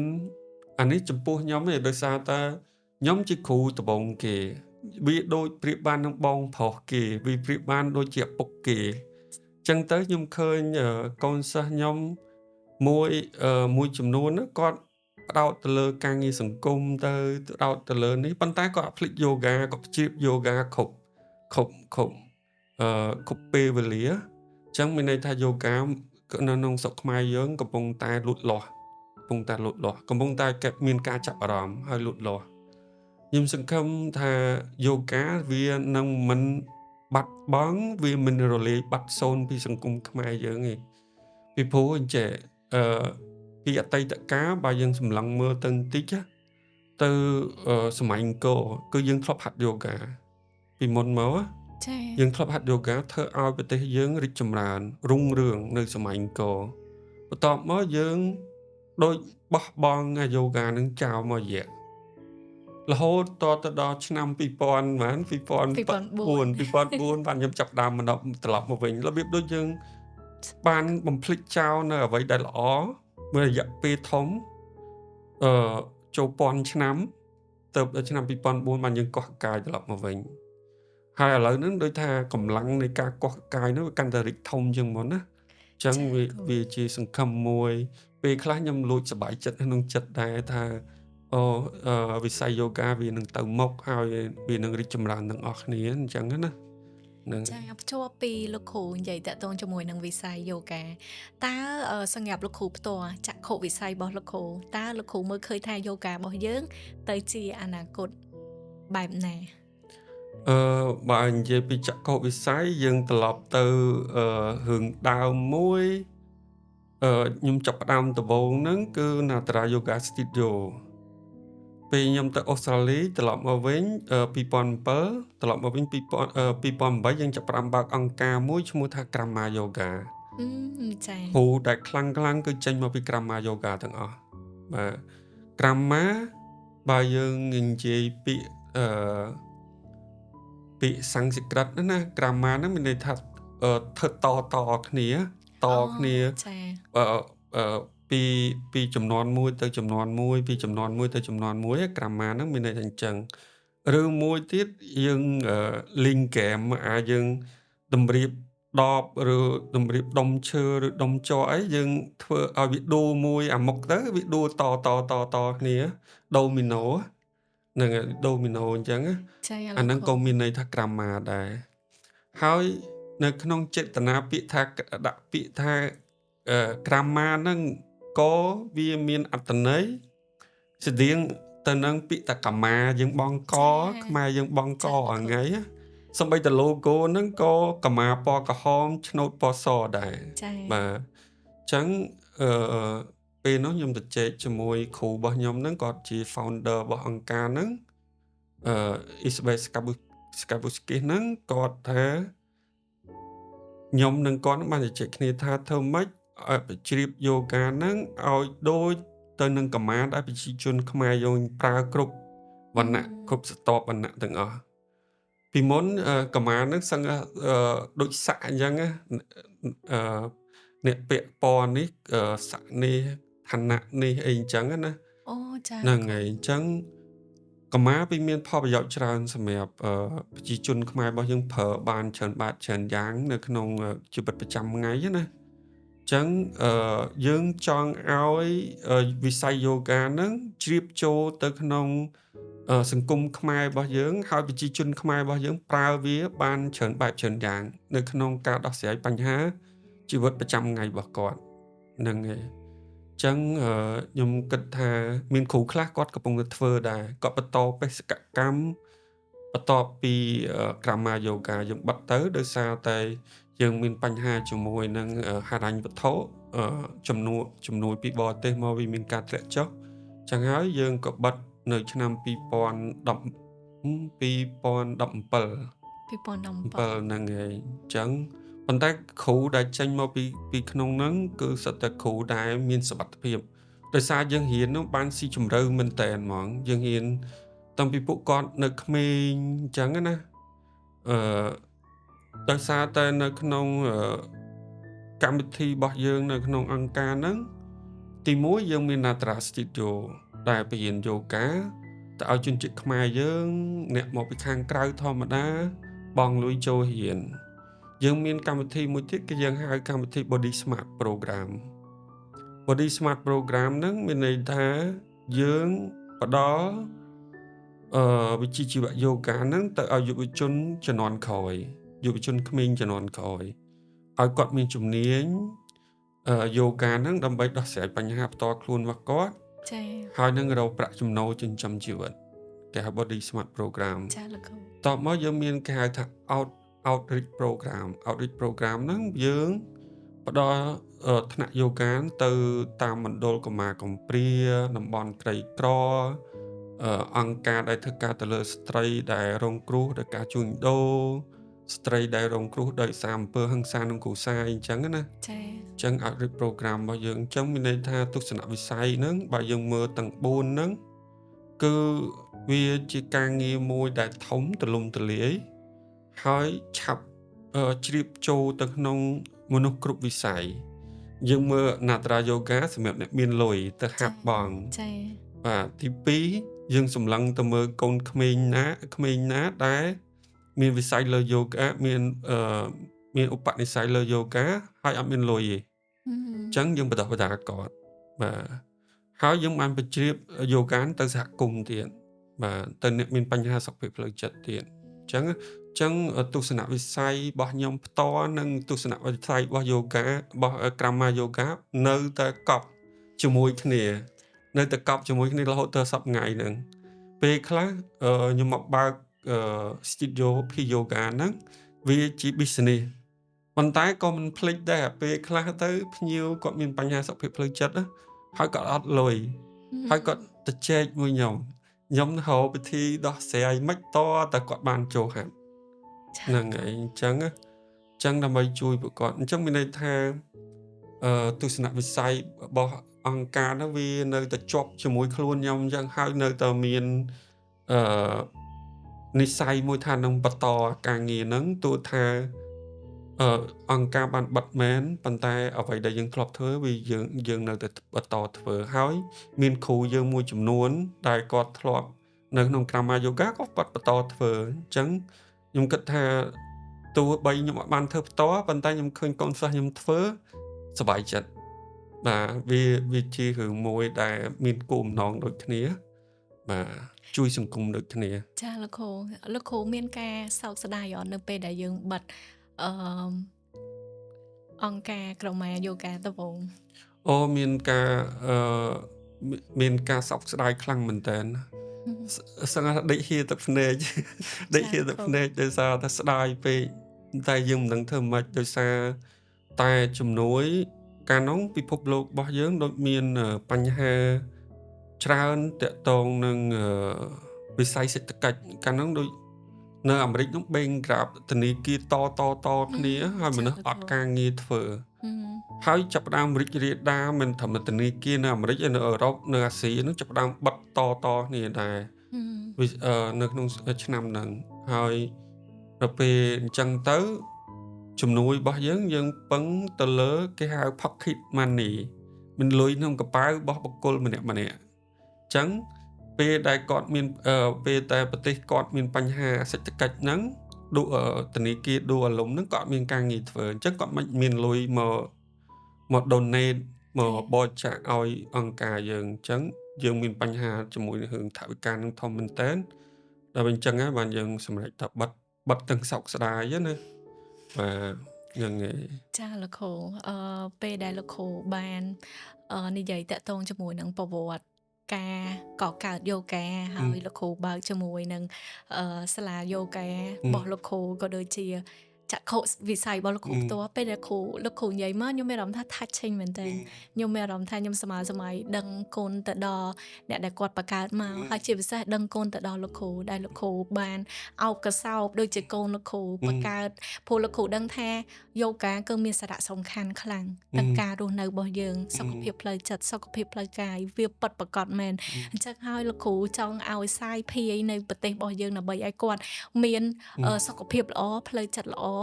កាយសម្បទាគាត់ល្អគាត់អាចធ្វើអ្វីបានដូចអ្នកដែលនៅភាគខាងលិចចឹងចាអញ្ចឹងខ្ញុំសូមដឹងគុណហើយអរគុណលោកគ្រូហើយមានពាក្យចង់និយាយថាខ្ញុំពិតជារំភើបហើយដែលអាចមកអង្គុយនិយាយសម្ភាសជាមួយនឹងលោកគ្រូហើយលោកគ្រូជាលោកគ្រូទី1ដែលបង្កើតដែលជាគ្រូយូហ្គាទី1នៅស្រុកខ្មែរហើយនៅតែរក្សាចឹងខ្ញុំអរគុណហើយដឹងគុណលោកគ្រូមែនតើចា៎អញ្ចឹងជាចុងក្រោយតើលោកគ្រូមានសារអីទៅដល់ប្រជាជននៅប្រទេសកម្ពុជារបស់យើងទាំងមូលតាក់ទងជាមួយនឹងយូហ្គានិងសុខភាពផ្លូវចិត្តក៏ដូចជាសុខភាពផ្លូវកាយបាទសារដែលខ្ញុំចង់អឺផ្ញើជូនដល់ទស្សនិកជនដែលបានមើលកម្មវិធីរបស់យើងហ្នឹងគឺកុំឲ្យគាត់ប្រកាន់ថាយូហ្គាហ្នឹងជាលំហាត់ប្រាណសម្រាប់មនុស្សស្រីអត់ត្រូវទេ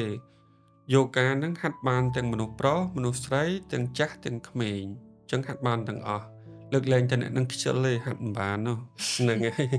អញ្ចឹងមានអាសាត្រូវតែហាត់ហើយខ្ញុំសង្ឃឹមថាយូហ្គាហ្នឹងវានឹងជាឧបករណ៍មួយវាជាពិធីមួយវាជា lifestyle មួយបែបបទនៃការរស់នៅមួយ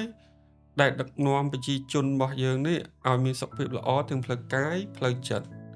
កសាងសង្គមប្រទេសជាតិរបស់យើងឲ្យរុងរឿងដូចសម័យ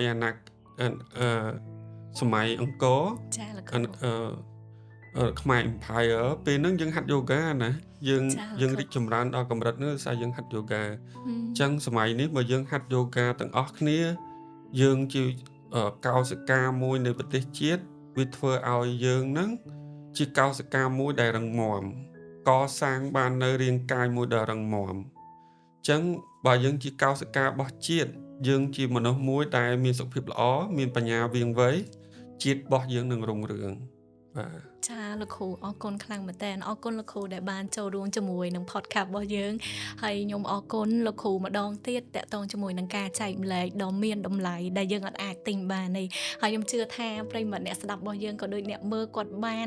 រៀនហើយគាត់បានទទួលបានបទពិសោធន៍តាក់ទងជាមួយនឹងចំណេះដឹងសុខភាពផ្លូវកាយក៏ដូចជាសុខភាពផ្លូវចិត្តហើយអ្វីដែលសំខាន់យូហ្គាគឺមិនត្រឹមតែជួយជីវិតយើងប្រចាំថ្ងៃទេទាំងផ្លូវចិត្តទាំងផ្លូវកាយហើយបើសិនជាយើងមានសុខភាពល្អកាយសម្បទាយើងល្អសុខភាពផ្លូវចិត្តយើងល្អប្រទេសយើងរីកចម្រើនអញ្ចឹងអ្នកទាំងអស់គ្នាបើមានពេលគួរតែអនុវត្តយូហ្គាមិនថានៅផ្ទះឬក៏មកហាត់នៅស្ទូឌីយោផ្ទាល់ឯងអញ្ចឹងខ្ញុំសង្ឃឹមថាប្រទេសរបស់យើងនឹងរីកចម្រើនហើយអរគុណលោកគ្រូចាអញ្ចឹងសម្រាប់ podcast របស់យើងគឺដល់ទីបញ្ចប់ហើយអញ្ចឹងសង្ឃឹមថានឹងជួបគ្នានៅអេពីសូតបន្ទាប់អរគុណចា